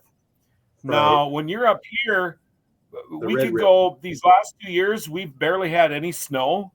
They're digging dirt out of the ditches now because there was no snow to keep the topsoil on, and it was blown into the ditches. 3 years ago, I had probably 12 or 15 feet of snow in my tree line where I live out in the country. It's that much. Well, when it all melts, since our river flows north, obviously it melts first to the south of us because it's warmer. And all of that, and it just turns into the perfect flood because the melt is dragging on as it goes north, and that shit starts to back up, and it's got nowhere to go because it's already thawed in the south, but not in the north. And the next thing you know, our river that's 150 yards wide is 27 miles wide. And that's what happened. I got you. Most of our town was wiped out. It was crazy. It was freaking crazy. I used to live above. I lived downtown in Grand Forks above a bar called Grig's Landing, and we had like Johnny Lang. We had a lot of big blues names that would play there. And I lived up on the 3rd floor. That place ended up starting on fire. So the firefighters were out there in deep water trying to fight this huge building downtown Grand Forks that's in flames. Yeah, it was that one actually won a Pulitzer Prize. It was on the cover of Time magazine, that picture. Oh wow. And so I was and then coming in to do the cleanup and the devastation and to see the people out on their front steps, hands in there, just like because they've been just cleaning and you bring everything out to the berm, everything you had, and waiting for the Salvation Army food truck to come down the streets with the horn so you could get something to eat and get some water. And it was just like the hurricanes and shit, but up here in the tundra. Things are different now. We have flood walls and dikes and bypasses and all of that stuff, but we learned the hard way, I'm sorry, you can't say dikes anymore. Oh, that's right. Yeah, that's right. Hey, John, did you ever think about, like, when that happened, did you ever think about moving? Like, did you think, well, I'm getting the fuck out of here? Where after that, we bought our house out here right on the river. And first couple so of you years, didn't learn nothing at all. I'm on an offshoot of the Red River. I'm on the Red Lake River, which flows all over the place and goes back all the way around through Thief River Falls. But I'm about 4 miles as rivers flow to that Red River. And I've seen it. I'm probably 100 yards or so away from the river itself. And I'm surrounded like a peninsula, like Florida is where I live. And it's all surrounded by the Red Lake River. And I'm 100 yards away or whatever. But when it does come up, it comes up within 15 yards of my house and it's 20 feet deep. Damn. And I learned throughout the years with my septic system and everything, I've learned how to pump and move and do and, strategically placed a couple of outdoor sump pumps. I've sandbagged. I'm confident I'll never have to sandbag again, but I had to learn the hard way. And I tell you what, I was lucky because I was a pretty popular on-air radio personality. I put the shout out one day for help to sandbag me and my two neighbors out here. The company I worked for, I also was a construction worker, so I got all the sand and everything donated. But I ended up with 300 people out here and had 3 houses sandbagged before 2:00 in the afternoon. Yeah. So it was pretty cool. It took 6 months to get rid of them all, but all the sandbags and stuff. But yeah, and I've learned. I won't do it again. I've got insurance enough, and if it ever gets that bad, the worst flood I've had was actually Joey? in August. So Our cousin Joey said hi. Well, I got that video working here now, so we'll play that, and then we'll take a quick pee break, and then I got our segment for tonight. Number 1 segment for tonight, and then we'll get to our interview, which will be exciting. The segment for tonight, I think, it actually has to do with the flood. I figure, since you mentioned about it, I found a video that we can watch a little bit. Just these guys never seen, so anything that you're talking about, other than Eric and you and myself, we know about all this stuff, but these guys don't know, and maybe some of the audience don't know or don't remember. So we'll do that here as our segment. But here's the video here. I got $100 for some leftover cream corn. I never knew corn was worth so much. That's right. Corn is at an all-time high, and you can turn your unused corn into money with Cash for Corn. I'm not grilling corn on the cob this 4th of July. That'd be like burning money. We'll send you a postage-paid Ziploc bag. Just fill it, send it back to us, and Cash for Corn will pay you promptly. Sure, I spend a little extra time in the bathroom, but picking out the corn is like writing myself a check. Don't flush away thousands of dollars. Call Cash for Corn now.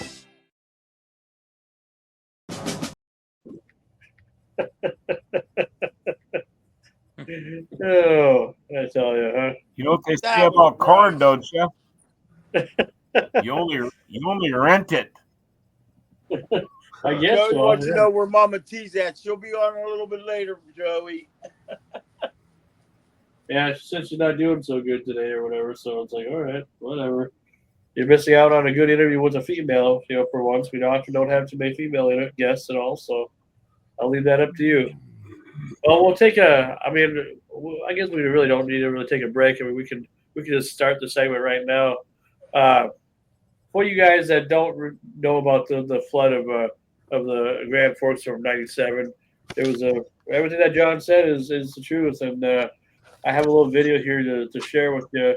Normally, it's not something we do here on the show. Normally, I always go for the humor stuff, but since this is the anniversary, and it'll be almost 30. Well, another 2 years will be 30 years, so 28 years so far.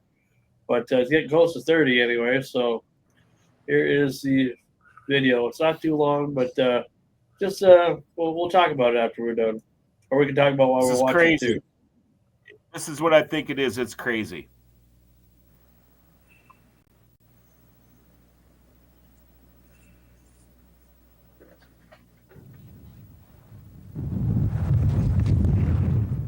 Frigid winds and heavy snowfall are expected each winter in Grand Forks, North Dakota. It's just part of life on the Great Plains. But during the final months of 1996, it was becoming apparent that this winter was anything but ordinary. My nipples are hot. The first blizzard struck early, on November 17th, and in the course of the next 6 months, 7 more hit the region. each time bringing life in the city of Grand Forks and at the University of North Dakota to a standstill. At its worst, the winter produced wind chill factors that were recorded at 90 degrees below zero. The winds eventually died down each time, but with each blizzard came more snowfall. In all, Grand Forks received a record 98.6 inches of snow, and people began talking about the threat of severe flooding. And these But people no still amount wanna of live there? speculation could have prepared Grand Forks for what was to come. You're freaking lying. God's an example. Even before the Red River began to rise, thousands of volunteers started filling and laying sandbags. People of all ages and from all walks of life worked side by side, trying to prepare the city for what was expected to be the flood of the century. The National Weather Service predicted a 49-foot crest for Grand Forks, a level higher than a flood that hit the city in 1979. Emergency officials scrambled to raise the dikes to 52 feet. As the river rose, the battle intensified. Schools let students out to sandbag. Businesses shut down so its employees could volunteer. And North Dakota's Governor Ed Schaefer brought in the National Guard to help with the flood fighting effort. At the University of North Dakota, students, staff, and faculty fought together to hold back the water, spending countless hours laying sandbags near threatened areas. On April 16th, the Red River rose past the 1979 crest, and the National Weather Service quickly changed its prediction to 50.5 feet. The next day, the river approached 51 feet, and the National Weather Service raised its prediction another foot. The city scrambled to make its dikes even higher, but on April 18th, it became painfully clear that the Red River could not be held back. Boils began to appear in some of the dikes, and residents that had spent weeks trying to save their homes were told to leave. By the end of the day, hundreds of homes in the low-lying areas of Grand Forks had water up to the rooftops. The only remaining bridge open between Grand Forks and East Grand Forks was closed. Emergency operations were moved from the basement of the Grand Forks Police Department, where water was coming in fast, to the University of North Dakota. On April 19th, the water was 4 feet deep in downtown Grand Forks. All of East Grand Forks was flooded, and UND President Kendall Baker called off classes for the rest of the semester, sending all of the students home. And just when people thought things couldn't get any worse, a fire broke out in downtown Grand Forks. You were talking about, The John? blaze burned through the night, and That before was my place. firefighters could put it out, 11 buildings were lost or sustained heavy damage. On April 21st, the Red River finally crested at 54.11 feet, more than 5 feet higher than previous modern-day record. By this time, nearly all of the 50,000 residents of Grand Forks and East Grand Forks had been forced to leave, turning the two cities into a watery ghost town. Where I lived.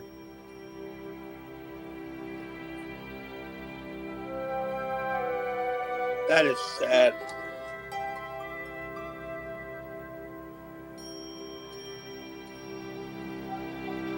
Yeah, they're playing the old video.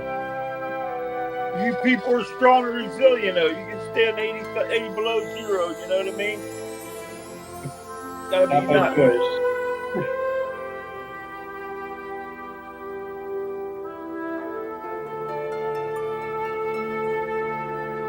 Wow. You know where these places are? All of them. Really? And all over that. You too?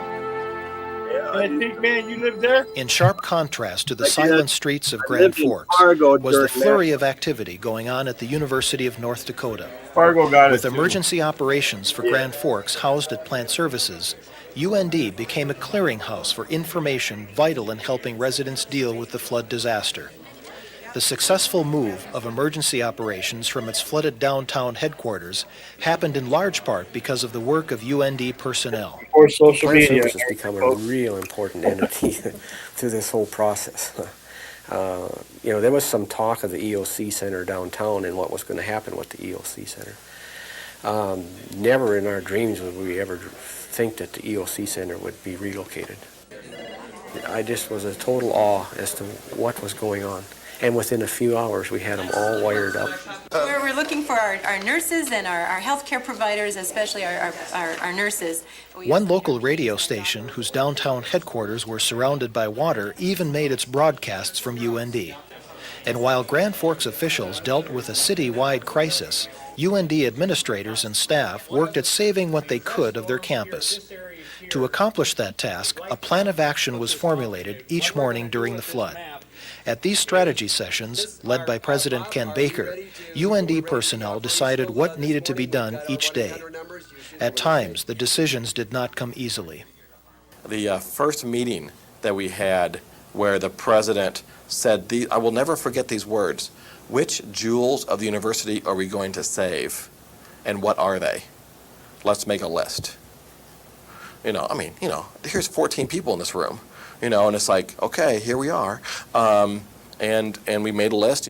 When it became clear that much of the campus could be inundated, efforts shifted from keeping the water out to keeping the damage to a minimum. Plant Services personnel cut the power to as many threatened buildings as they could, trying to prevent a fire hazard. The goal was to shut the campus down in a way that would save as much as possible when it was brought back up again. As it turned out, the fears of UND officials were well-founded. Despite extreme efforts to keep all the facilities on campus dry, floodwaters eventually made their way into several buildings. It was like we were surrounded, sort of, and we were fighting diligently to try to keep the water out of those environments, but there came a point where we just sort of said, it keeps coming up and we just can't do it.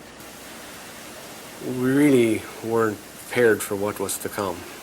And when we were working and trying to save every facility that we had, we were doing very well up to a point when the lift stations went down. That was really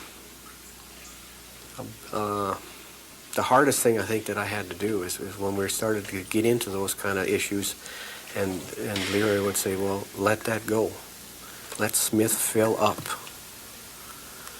Let Princeton Trailer Court go. Let it fill up. Let Wilkerson fill up. One of the buildings on campus hit hardest by the flood was the medical school. Here, several feet of water damaged nearly everything on the ground floor.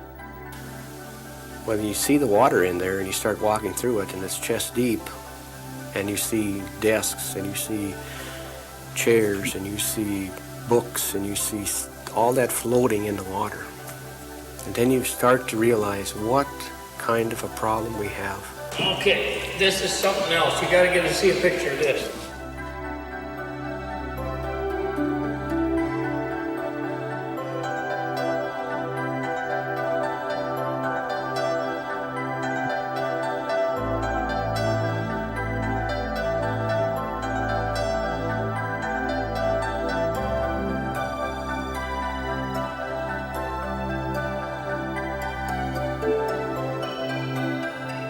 Another building that took on water damage was the federally owned Human Nutrition Research Center, located near the campus. Here it is. Unknown to Not Plant loud. Services personnel, the center was one of the few flooded buildings that still had power, a fact they soon discovered as they waded My through the wife hallways. got her PhD was for her research in this place. We got smoke.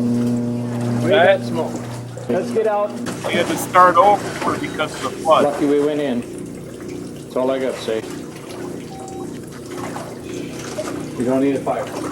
No. But let's go. Get out.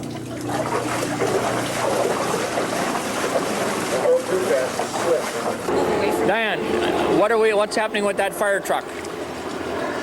Okay, we got to talk them through it. There's volatile chemicals in here, and there's a real dangerous situation in the electrical room, so we need to talk them through it. Can they patch us in? Quick action prevented any further damage from the fire. But the destruction caused by the flood itself became even more apparent after the waters receded.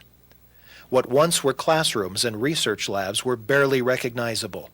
Water-soaked debris was scattered everywhere, and a layer of mud covered the walls.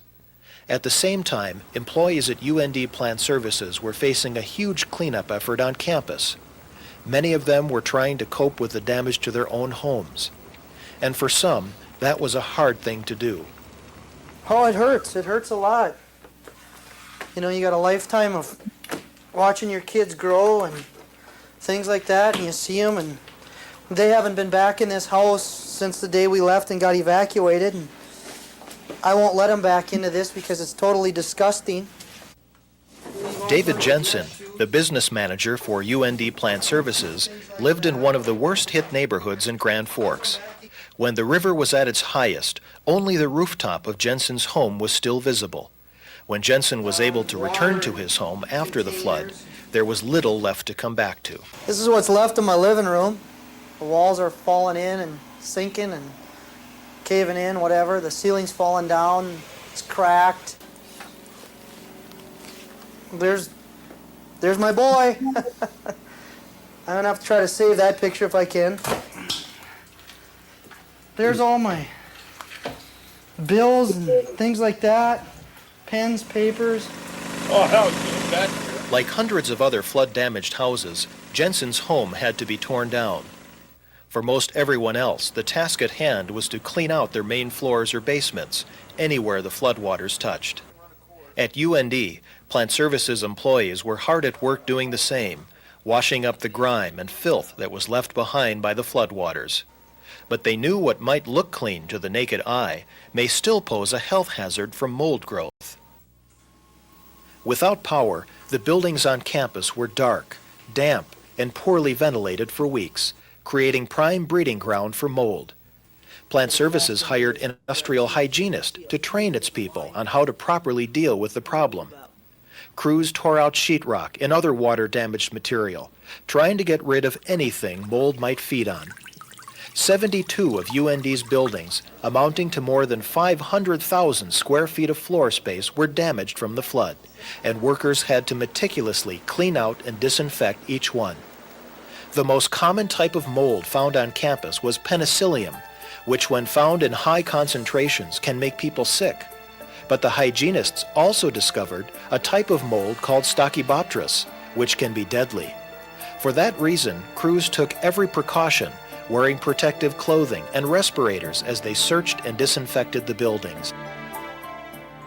At times, the fight to control the mold became very frustrating.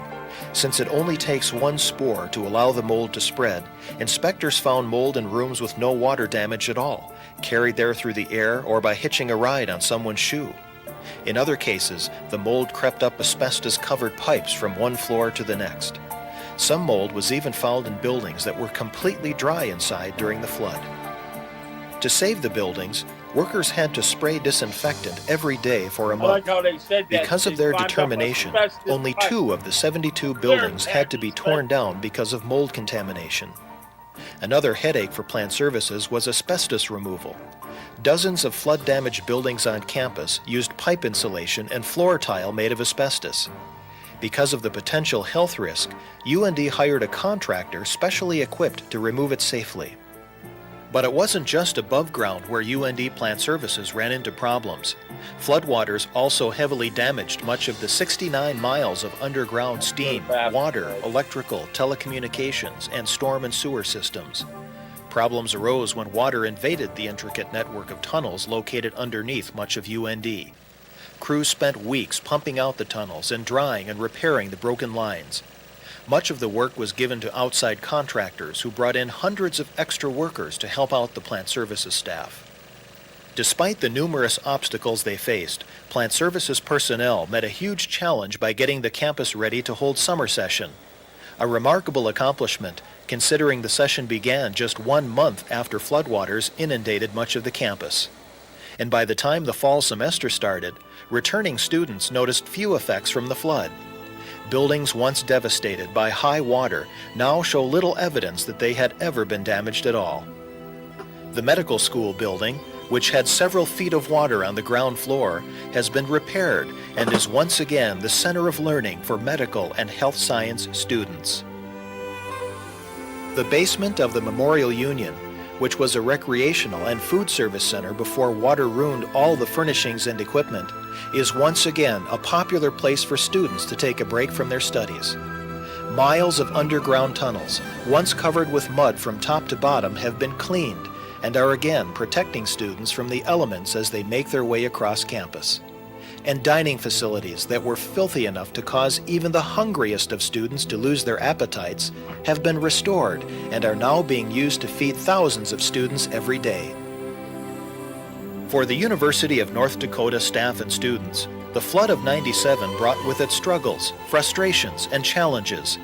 The battle to protect the campus, the feeling of defeat when much of it went under, and the monumental task of picking up the pieces afterwards. But UND has rebounded and is continuing to provide the quality education students have come to expect. Playing an important role in the restoration process has been the work of Plant Services personnel, who for a time were forced to surrender much of the campus to the Red River, but are now showing that determination, dedication, and hard work are things even Mother Nature cannot defeat.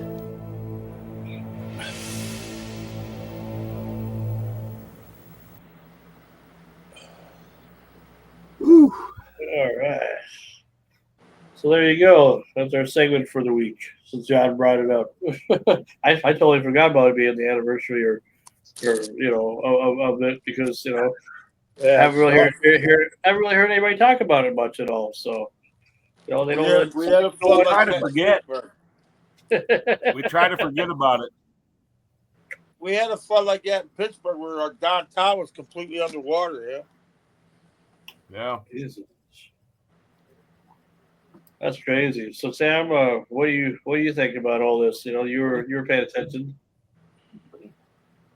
Oh, here you go. Unmute yourself. Yeah, your mic's off there, Chubb.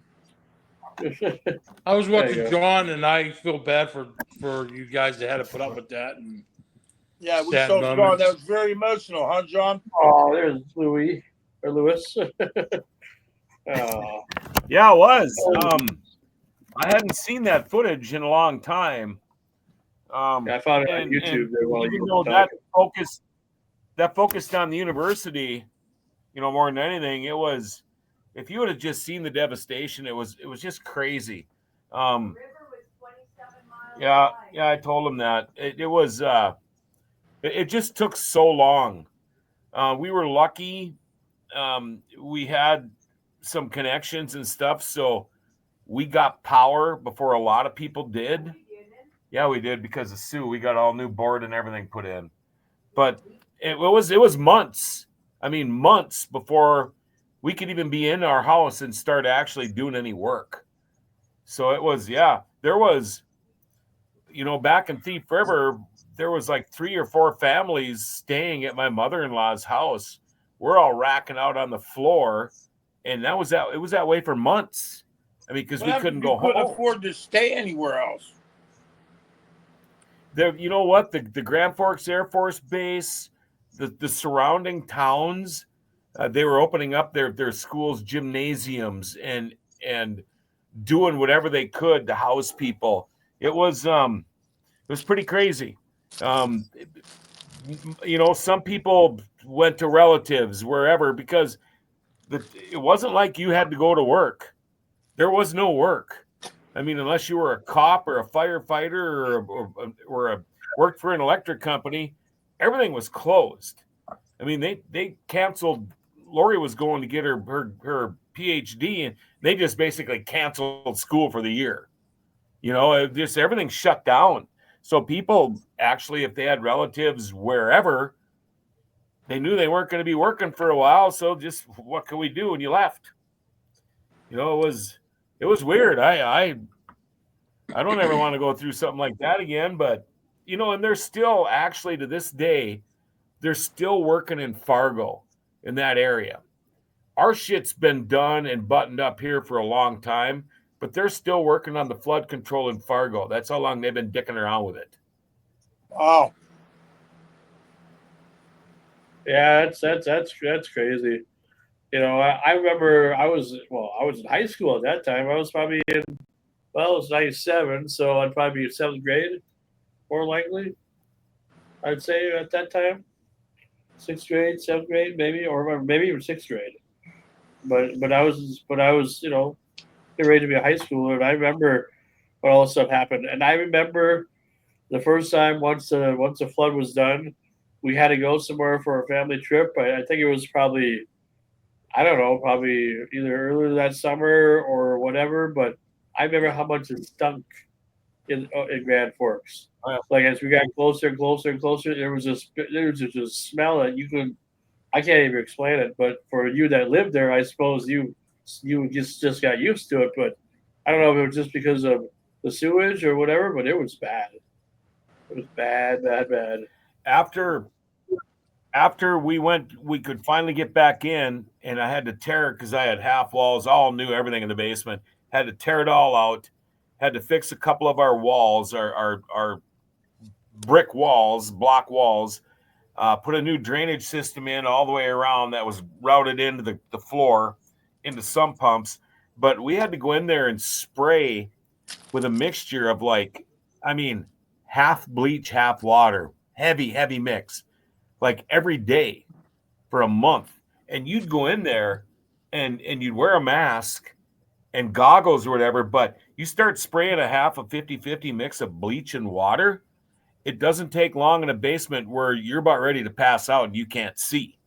And we had to do that every day because, you heard them talk about that mold and you couldn't stop. And that went on for forever before even people could start rebuilding. I used to love going to Menards until the flood. And then we were there so often that it got to the point where I couldn't stand being in that store. Hey, our guest is here. Wow. Yeah, I was just waiting for you to be. Oh, that's enough talk about the flood for today. But for those that were affected, we're with you. You got our support. Even though it's been so many years and all that, because you never know when the next one will come. It's never the end. It's never the end. Well, anyway, yes, our guest is here for tonight. It's ANDREA Leonelli and Nelly. Leonelli. Italian. Yeah, Leonelli. I'm very honored to have you on the show because you have something to promote and you have a very interesting story about your life as a model and how you. Well, welcome to Renegade Radio, first of all, there, Andrea. You broke up. What was that? I said a lot of things. Welcome. Welcome to Renegade Radio. I was just doing an introduction for you. No, I heard it. I just didn't hear the question, the transition question. Oh, I said that you had something to promote tonight. That's why you're on the show. But then we want to learn about your model, your career in modeling as well. And you have a very interesting story about it, about your time and everything. So welcome to Renegade Radio, Andrea. Okay, well, thank you, Sean. I really appreciate you having me on. It's actually an honor to be on your show. And I even know a little bit about your background. And you have an amazing story too. Oh, well, thank you. That we all try to do what we can to live it up as much as we can, because life can be a fun little adventure sometimes. Well, there's a lot of lessons there, isn't there? A lot of lessons. Oh, absolutely. Yeah. Absolutely. Well, I want to introduce you to our panel real quick because it's mostly we normally do have a chick on here, but she decided that today was the day she didn't want to be on today, so because she's Wait a minute. She is a young lady. Chick. Chick. Whatever. She's the only one she's the only got female. A beautiful model on today, and you say chick. I'm sorry, that's the old man in me, I guess. The old 50s man in me, I guess. Okay. We have a woman, on our show, which is because it's mostly just a guy show, but she's the only female on the show. So, but she's not on right now.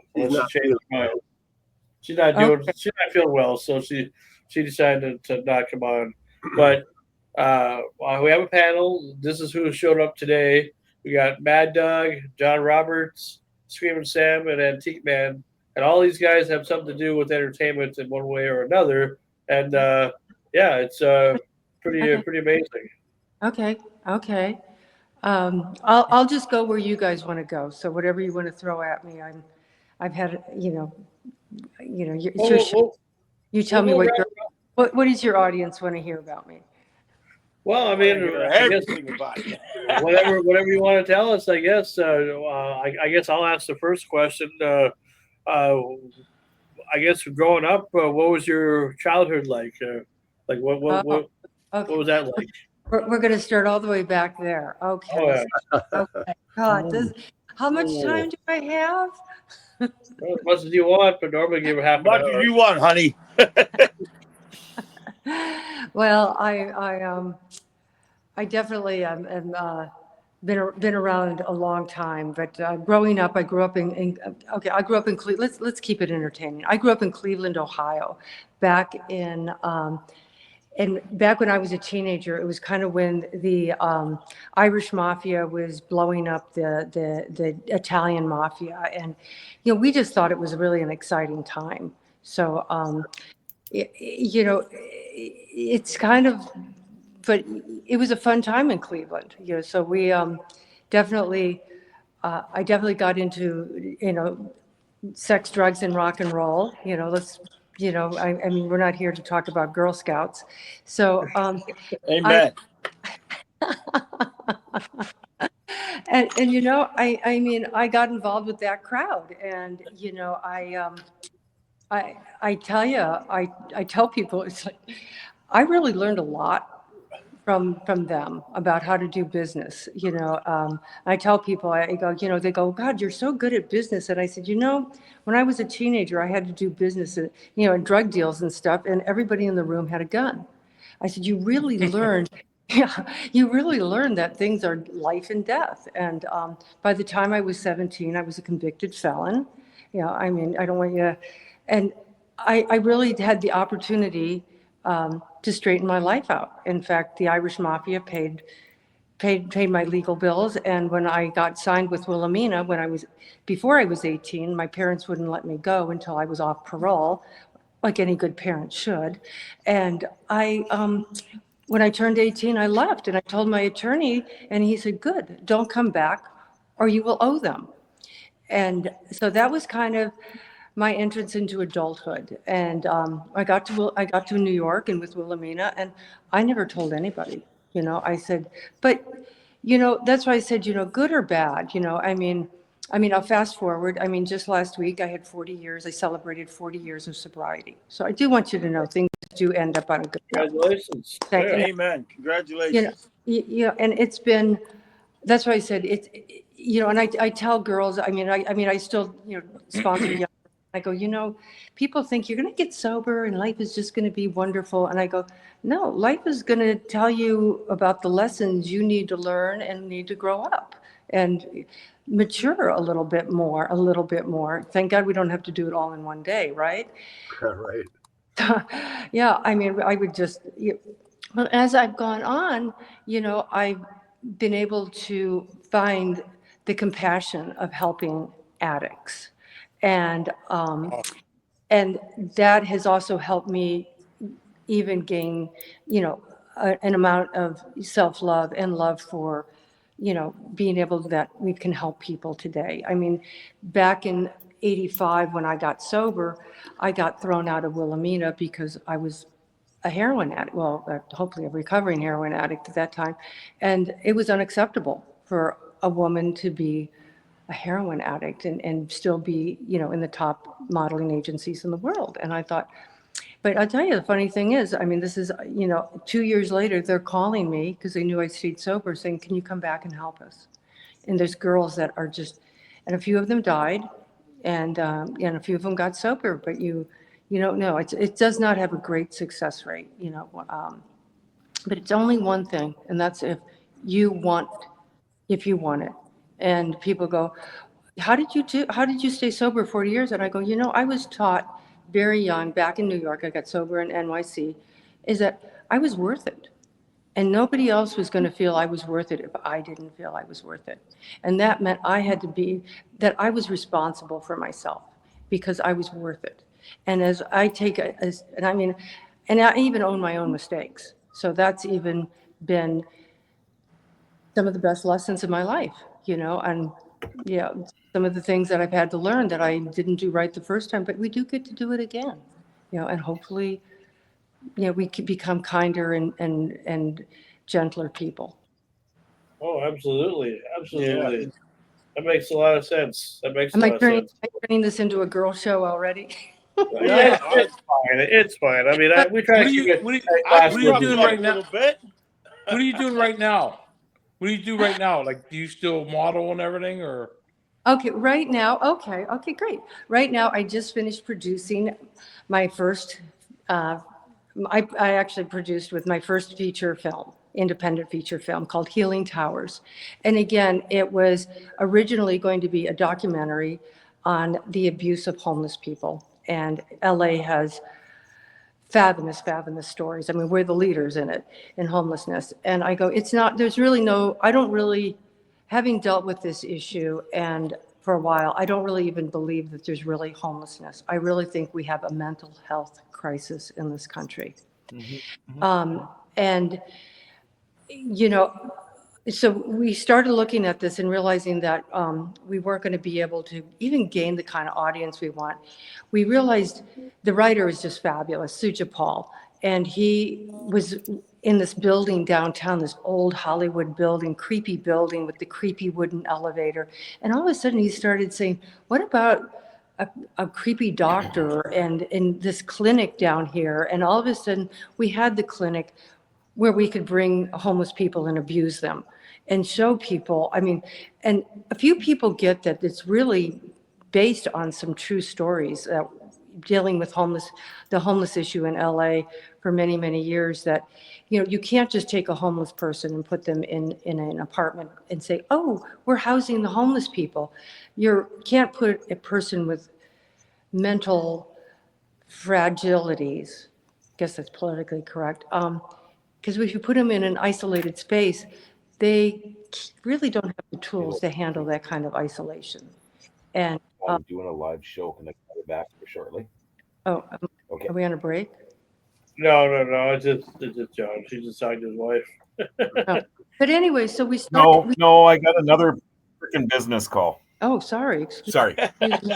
So anyway, so No, the I don't want to give too many spoiler alerts, but so it started to evolve out of trying to get a message out about the crisis of homeless people. And then, you know, of course, there's some ingenues and there's some romantic lead. And then, you know, there's the detective that's looking for his daughter. And I don't want to spoil it, but boy, is there a great twist at the end where, yeah, and I mean, and I'm not gonna be one of those people, yeah, but you have to go see it. But there's constantly people getting, you know, getting abused and getting killed, and it's just like you're going, does this really happen? And I go, you know, a lot of the therapy takes place in their dreams or what they think is their dreams, and it does pose the question of again of mental illness. What's in our dreams and what's in our reality? And so again, these people that are basically on the cusp of mental illness really don't have the capacity to know whether they're in their dreams or whether they're in reality. Right.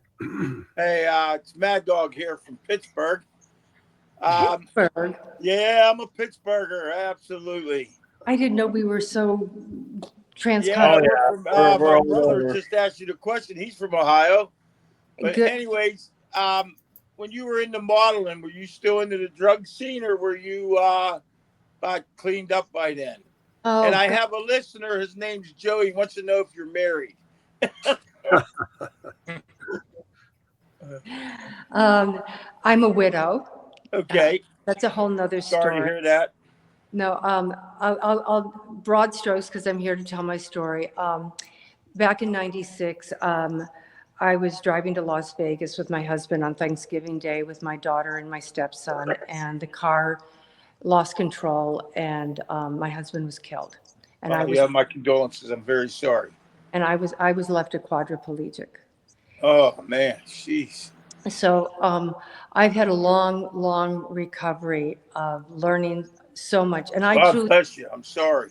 Well, no, you know, again, I mean, I'm here to carry the message because I did back before COVID, I broke my anonymity about being an opiate survivor because remember before COVID, there was an opiate crisis? Yes, very much so. I mean, funny how that went away during the COVID, like all of a sudden, like, oh, we have COVID, opiate crisis just automatically disappear. I was like, I don't think so. You know, when I was in the burial business, that's what I did for a living. And at one point in my life in January, we did 550 opiate burials. It was a horrible month. Thank you. Thank you. I mean, that needs to get said many, many times because. Oh, you don't even know what I went through that year. Yeah. Yeah. It's. Can I? Oh, I'm sorry. I'm John. I'm 60 years old. I've been in radio for over 4 decades, back when radio was big and all of that. And I was in a bad accident too, a very bad accident. I was in a plane crash in the middle of nowhere. Wow. Nobody knew we were out there. It's 30 below zero. I'm an hour from Canada on the Minnesota, North Dakota border. So we're up in the tundra. But I laid in bed for many, many months, had to learn how to walk again, kind of like you, Andrea. But then I wasn't apparently eligible for disability or anything because they said I was in radio and I didn't need legs or anything to work, and so I had nothing. So I turned to selling, which turned into using, but my drug of choice was cocaine and not heroin. But in order to just one day say that's enough, and the whole time when you're laid up, because I had very similar injuries that you did. How do you do it? How did you do it? I mean, because you just keep sinking and sinking until one day you look and you just go, wow, I'm kind of a piece of crap. And you got to change it, or how did it work for you? Okay, first of all, my bottom, I hit bottom in Silver Hills. It's a very nice rehab in Connecticut, but I woke up with a priest giving me my last rites.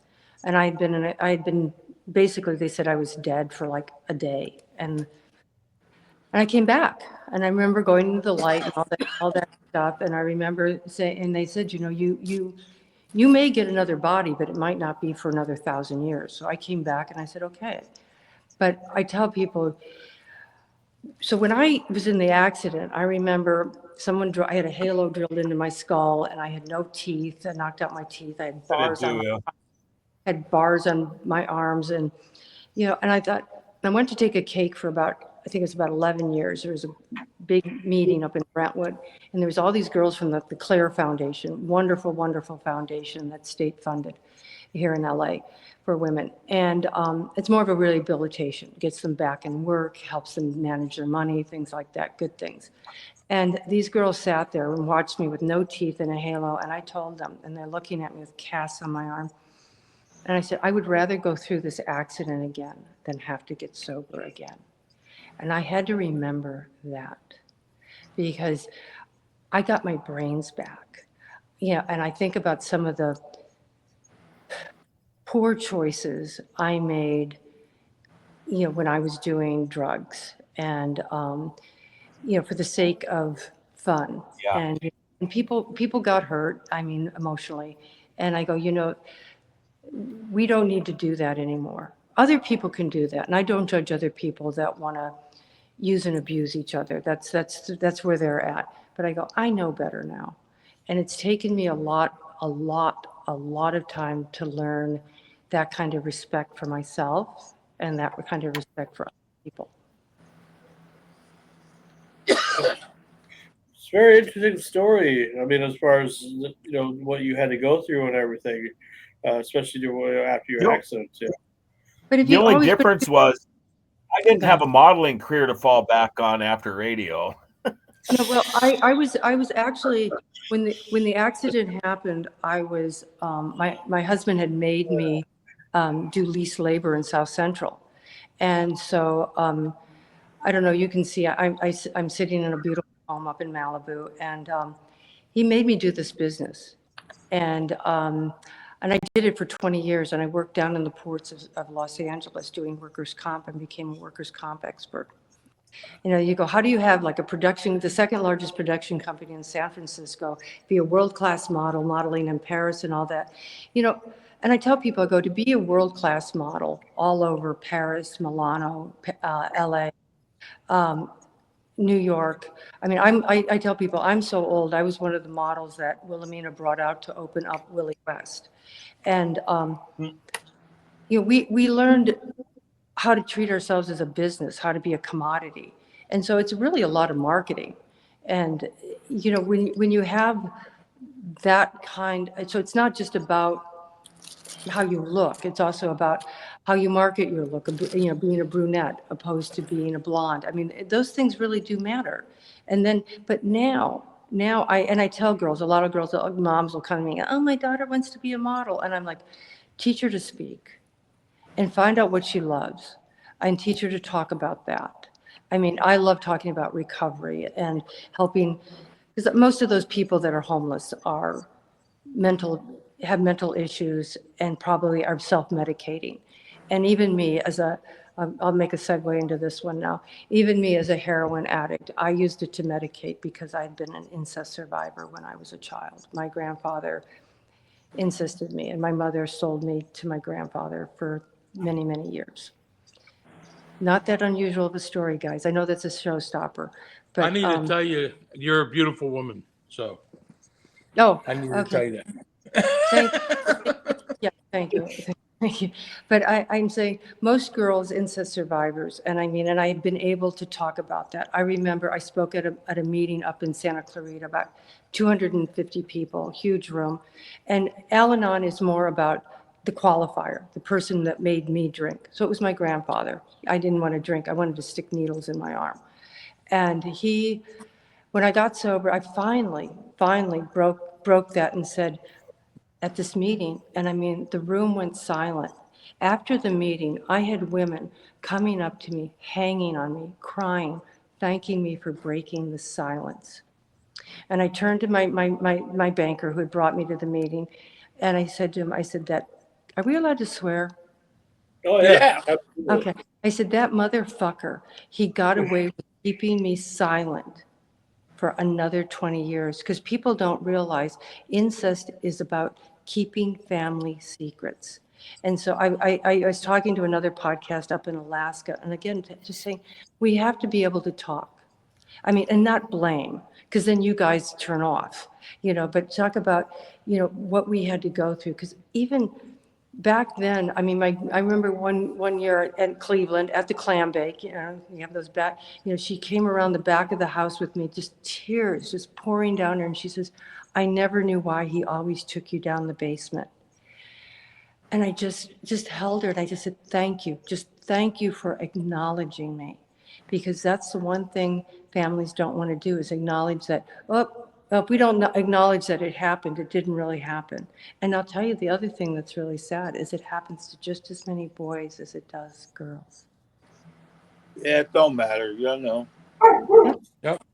But I tell to somebody else, another girlfriend of mine, she says, oh, it happened to my, I said, she has to go through that recovery and finding out that she's worthy of respect and who she wants to be with and how she talks about herself. Because, you know, a lot of women end up, that are incest survivors, they end up acting out. Because people don't know, I don't know if I'm talking too much about this, just cut me off. Oh, you're fine. You're fine. But people don't understand that the pedophiles really don't teach us. It's not just about the sexual act. They teach children what they're good for. And people don't understand. Children, we think that this is somebody that loves us. This is You think it's okay? Well, no, they tell you it's okay. They actually tell you, here's this little 9-year-old girl, and they tell you, you're wrong. I'm the grandpa. I'm right. I'm going to tell you what's right. This is our secret love. And you don't, and your instincts are going, it doesn't feel like it. This doesn't, you know, and I mean, because you're just going, this, no. But, and that's why a lot of women that are incest survivors turn to drugs, because we try to keep that secret. That's why I've even said in other times that drugs are, you know, and look at people that take drugs. A lot of them lie about how much they take drugs. They even lie about how much prescription drugs they're taking. until they finally hit bottom and go, I need to talk about this. And so I go, and that's why I tell girls, I go, if you can't talk about it, I'm not saying to everybody, but to your trusted advisors, your wife, your girlfriend, your mom, you know, if you don't have somebody that you can go, you know, hey, I think I'm doing too much of even my prescription meds. I don't think this is right. We got to check it in. We got to check in with ourselves all the time. Oh, absolutely. And one thing that we want to check in about is your new movie that you're promoting. Okay, let's get back to yeah. Let's make this a positive now. Well, talk about healing. Well, let's talk about Healing Towers. There, what's that all about? Well, like I said, you know, it started out being a homeless, but it came into being a very, very interesting thriller. There's always obstacles that are overcoming, always, you know, a new character that's having to make some horrific decisions about, you know, killing. I'm not going to say how or what, but there's a lot of the therapy that gets acted out in this thriller is the extreme. It's the extreme of a serial killer allowing or making his patients act out his fantasies. Was that a good one? What made you think about doing a movie like that? You know, I've been obviously, I mean, I had a production company. I did a couple of series, nothing big, but I mean, I've worked in the industry since I was 17 years old. And I've read a lot of scripts. I have a master's in theater from New York. And I mean, and then I got busy raising my daughter. I have a daughter, get that in there. She's the love of my life. And this script came along, and being an independent filmmaker and knowing money, and I tell kids, I go, if you don't have the money to finish it, don't start it. And people start, and we saw the budget, we budgeted it, we got it all together, and we finished the movie on time and on budget. And so many independent films, it's like, oh, I started a movie, and I mean, we actually got it made. And I'm not saying it wasn't really stressful. I mean, the kids that I worked with, some of the girls were like, you know, I felt like they were my daughters. They were like, how come you're not in front of the camera? I'm like, well, I think I'm a little too old for that. There were a lot of ingenue roles. But, you know, but I mean, I really got to really see what it was like to make a movie complete from beginning to end. And again, I really applaud my director, my writer. Suja Paul did so much for this film and to keep us on budget. And that's where you go. That's an amazing thing when you can rewrite a scene right there, because we don't have the budget. You know, we don't have the money to do it or to go over budget. So I was really just so, I just want to congratulate everybody that worked on this movie and helped get this done, because that's a success in itself. But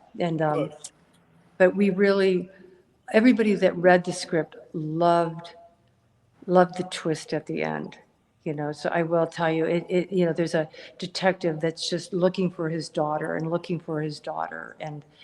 you know, just really lost in this Healing Towers. And there's actually a Healing Towers downtown that it's not, but it's an old, like I said, an old Hollywood building, and it just fit perfectly. It had the boiler room down in the basement, and, you know, and it was really a creepy place that just really lent to the whole, you know, vibe of the movie. Cool. Well, that's what people want. They want creepy. They want thriller. They want the what cannot be, what hasn't been done yet, or if it's been done, they want to see your version of it. That's for sure. Well, I'd say. Well, I mean, and truly, if this gets some traction, I mean, and we see that people like Jeremy, or they like, you know, I got to remember everybody's names in the script because I know their real names. You know, if they like the Detective Joe, they like the Dr. Healer. I mean, we could keep going prequels and sequels, and so we're really could have a lot of characters. But you know, so we also want to know who the audience really likes. It's like, so please tell me. I mean, if you really, really like, you know, well, obviously not the ones that got killed, but Yeah, they can't come back. I like the fact that you got a notable actor there. Actually, they could come back. They could be in the prequel. So if somebody Sure. really likes one of the girls that got killed, we could go back and go, oh, let's go back and find out what she was doing before. So you see, they could. Yeah. Sure. I like the fact that you got at least one notable actor that I know anyway in there. I've seen some of his stuff before, Mr. Andrew Keegan. That's a surprise. I mean, Andrew Keegan is just such a professional. I mean, he just really brought the. I mean, he really helped bring the movie up to another level, and just really helped everybody that we were working with, and just work together. In fact, his daughter is in made her debut in one of the flashbacks. In a couple scenes in the beginning of the movie, and it was just adorable to see them work together. Did he ever get back to you as far as when you were going to text, when I asked you about possibly see if you do an interview? Not yet. I mean, I get a thumbs up from him, so but I have a feeling he probably will have his manager probably reach out to me in a couple days. Sure. Yeah, I love to get him on. That'd be a lot of fun because I love to get him on because I mean his history of film work. I mean he's done a lot of stuff, and he used to be one of those teen idols back in the day. Oh yeah, yeah. No, I mean he's a really. I mean, and Billy McInerney, they all seem to know each other, and and it seems like everybody, and even Nikki, the woman that was our lead, she's really. They all seem to be wanting to lead good, spiritual, healthy lives. And, everybody talks about doing good things for humanity and trying to bring better light to the situations that are, because we do. I mean, and I think actors, especially if they've got a fan base, or whatever, we really should be out there saying, hey, we can do better. We can do better as human beings, and help get better level of care for people that are on the spectrum, and it is, I mean, people are much more aware of all kinds of spectrums and things like that. Absolutely. When is the movie scheduled to come out now on digital? I Tomorrow. Tomorrow, okay. Where Perfect. movie April at? 22nd is going to start streaming VOD on Amazon and Apple for sure. We'll look for it. A couple Nice. other little ones too. We're really, really excited. I mean, we got some great streaming networks, and I think it's going to be a lot of fun. I mean, it's just good horror movie fun. Oh yeah. Does it have any throwbacks to any classic film? Does it have any throwbacks to any classic films in the horror genre at all? I don't think so. Even it just has a little bit of like that retro building downtown from the 20s. So it kind of feels, it has that old vibe of the old, but not too much as far as I wouldn't say that we were thinking of, anybody in particular, that was any of our major heroes. In fact, but it was more about raising social consciousness originally, like I said. So we really wanted Could this be a start of a series maybe someday? I see it more as doing prequels and sequels. We've got another series that Amazon picked up called Hollywood Diversity. That's a comedy that I'm also working with Suja Paul on, and that's really hilarious about, I gotta write that down. What's the name of that? Hollywood Diversity.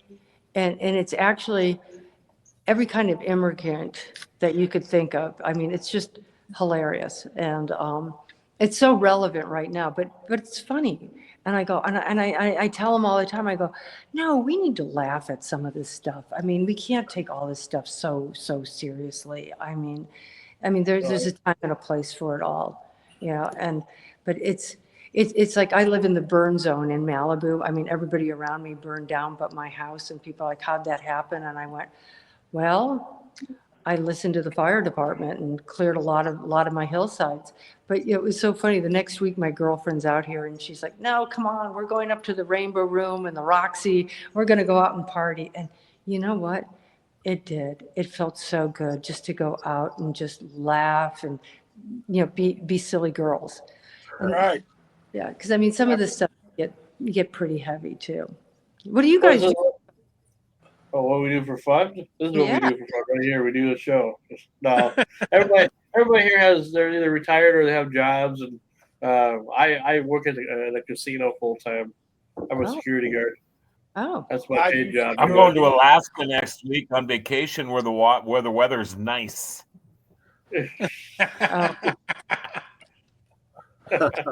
I do security for rock bands and comedians. I'm retired. I was a professional wrestler for a number of years. I retired from that, getting my head knocked off.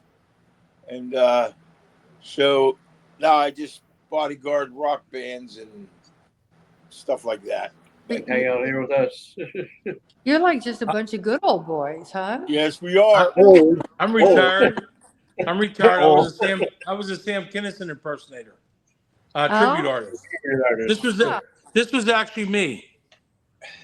Oh wow! Oh my gosh! Isn't that something? That was me back in the day. Yeah, I was sponsored by the Kinison family, good friends of mine. Oh, okay. Now I work on my little hobby is in my garage working on my cars. Good, Antique Man, your turn. Oh, just an old singer-songwriter from a rock and roll band. But I want to tell you, Andrea, that in the many people that I've ever met and discussed things with, you are one of the most courageous, caring people I've listened to in a long time. And I really appreciate your message. Thanks for being on the show. Yeah, thank you. I mean, I think someone has to give them a voice, you know. So indeed. Yeah, you do. Absolutely. Little What? I'm sorry, I didn't hear it. Everybody has nicknames and all that. So what we call John. Well, Mad Dog calls John Roberts John Claude Van Damme. I don't know why. Yeah, I call John Claude up there. Never figured out why. Like I said, I'm just an old radio guy. I got a ton of stories to tell. I'm not clean and sober. I'd like my Busch Light beer. I have a video podcast company now. I have grandkids, and I'm things are good. I'm glad we got you on the show. That was pretty cool. And how I ran into these guys is all by dumb luck, and I'm glad I did it. But thanks for coming on. Well, thank you for having me. I really appreciate it. I mean, it's funny because up here, I've been up here with all the workers and everybody, and just a bunch of good old boys, and they've all been so nice. And, you know, there was even a day they were all flirting with me, and I'm like, okay, he's the king of the flirt. And they're all laughing. And I'm like, you know, so thank you for being good old boys. I really appreciate it.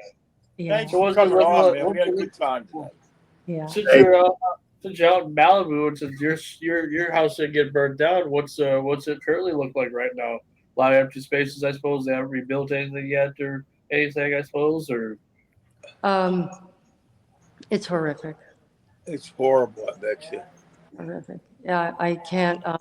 I have to get out of here, you know, usually for a few days, and then when I come back, as soon as I go past the National Guard and I'm back in the burn zone, I'm like, it's only 7:00. Yeah, it's a lot. It's a lot. But it's going to take it's going to be just a new. It's going to be. It's not going to be the same old Palisades in Malibu that it was. It's so gone.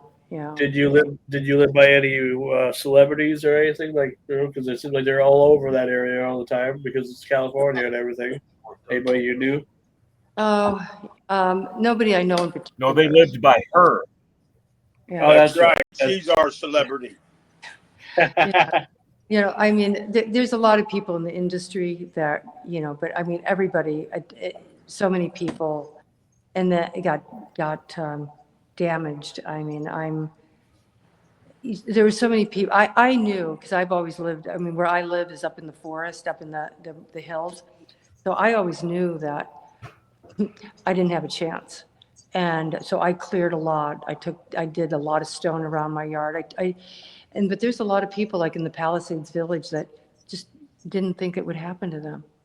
And I think we really have to rethink, like if you can see these mountains, these beautiful Santa Monica mountains, if you can see them, you're in danger. It should be that simple, you know, and there's just so many people that didn't know any better. And I mean, I knew better. So I lived in this house 29 years and I knew better. I knew what I needed to do. But there was a lot of people that didn't. And that's where I don't think it was fair that, what happened, you know, Who do you especially, blame for that? Who do they blame for this? I mean, what's going on? I mean, is it the water situation? you know, I don't want to get political. I just want to find out who's supposed to take care of it. I'm so old, I don't care what people think of me, you know, but I definitely, I tell people there's a lot of things that contribute to it. There's not just one thing. Yes, definitely the water situation for the Palisades fire. We didn't have water up in my area.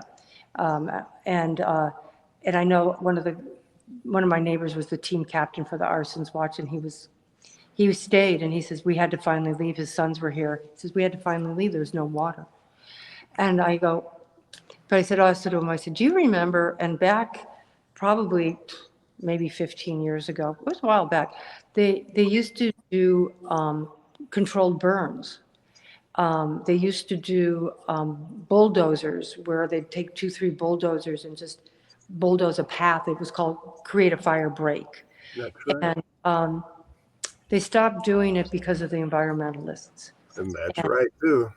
And I go, you know, and I said, you know, for the amount of money that caused the damage, we could have put the spotted frog on a private plane to the Galapagos with the environmentalist and still been ahead in dollars. So I go, you know, I'm all for these species, but I said, maybe it's time to relocate them. Because if you don't have, if the you know, nobody wants to hear, kill the spotted frog. But I go, why don't we relocate them to it? And thank you for laughing.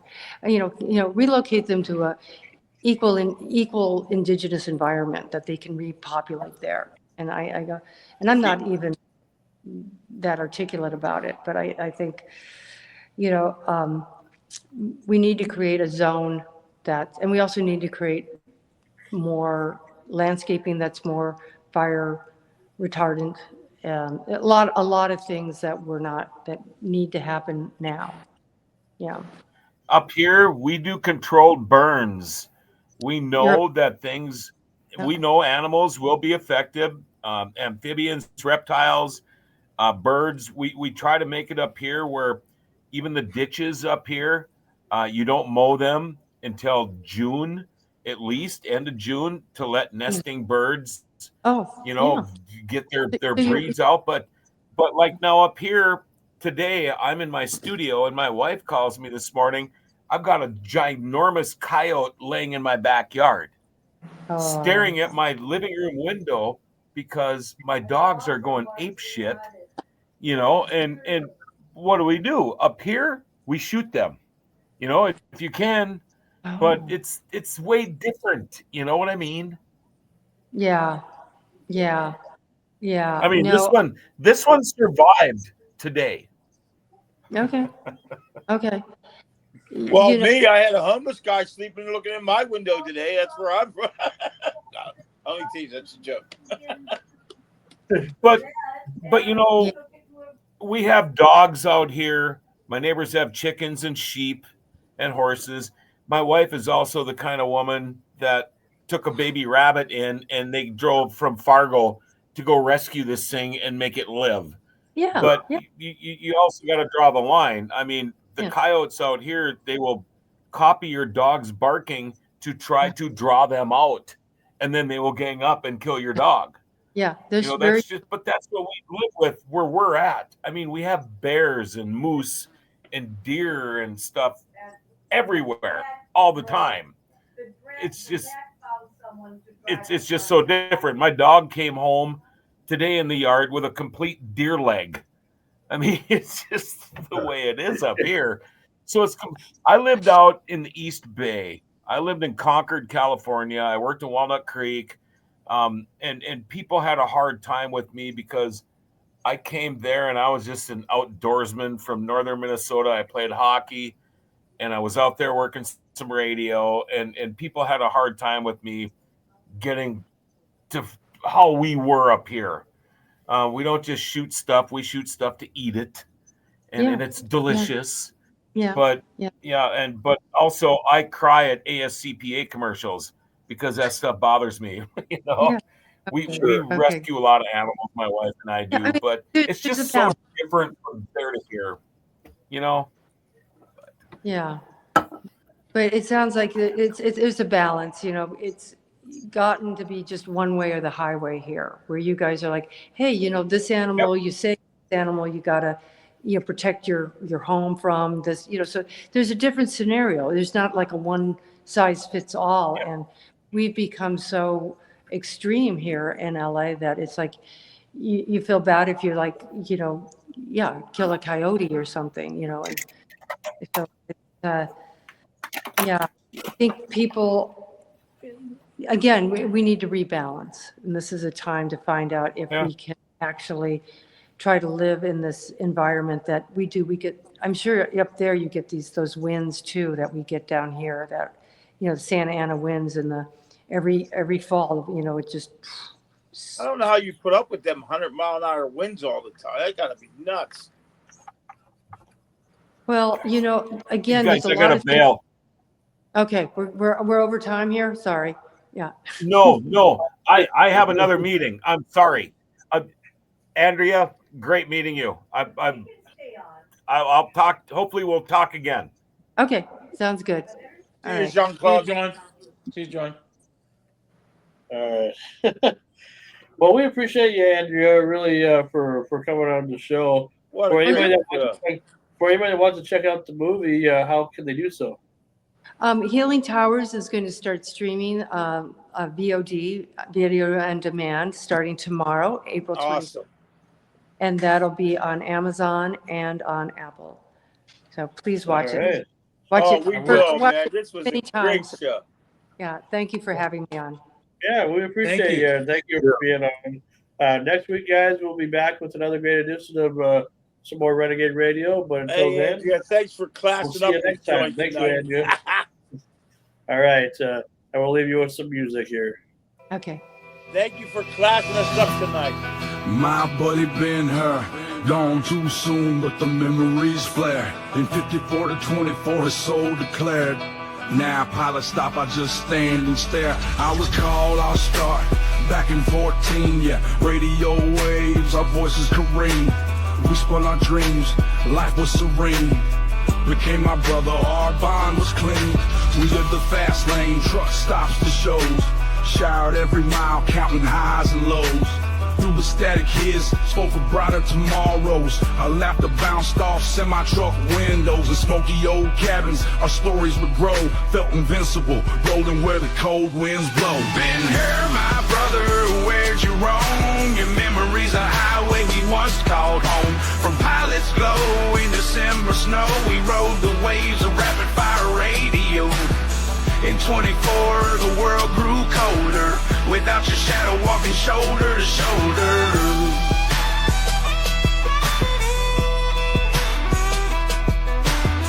My heart's heavy with the weight of dust.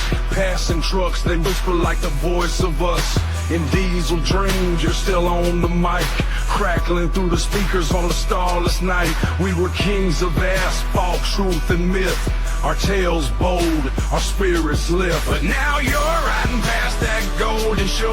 Let me hear just one moment more. Been her, your echo fills the room. A legend lost, moan out of rules.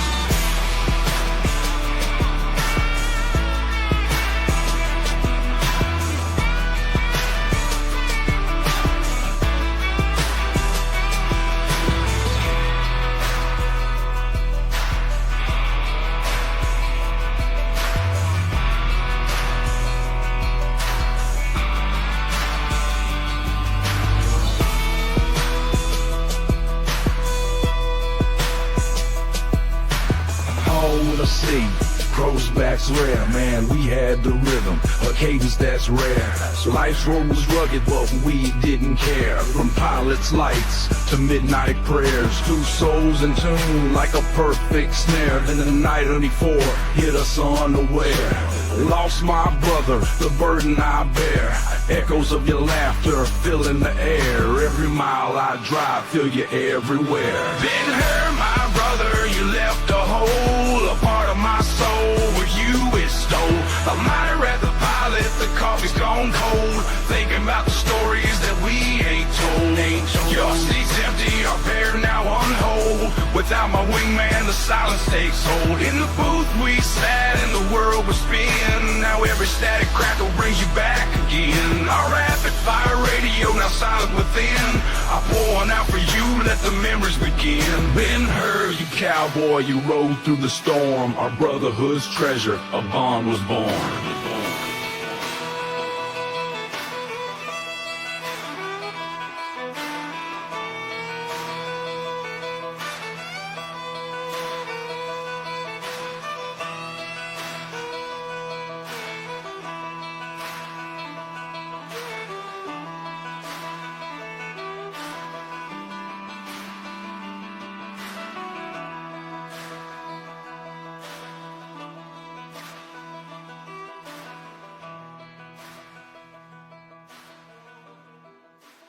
I went down to the pubic ham dinner to get some maple cider, sprinkled with wing seasoned seaweed. And you know what they told me? What'd they tell you? Well, they said to please Jules tongue. You what? No, Pa. A to Z will have me out before the soap hits the floor. Even for boneless pork rectum. Even for grilled chicken ass. What did you do, Tweeter Tot? Well, I hopped on my 5-legged horse and went downtown to the STD bar. Wrap it up. I mean, it was MILF weekend. That's what I'm trying to tell you. They had the sweetest wrestling gospel singers down there. Beware of veggies. So I went on down to Foosboden's Cleveland Lake and Everlane, picked up a bag of acid fried cow peas crew meats topped with poop tart.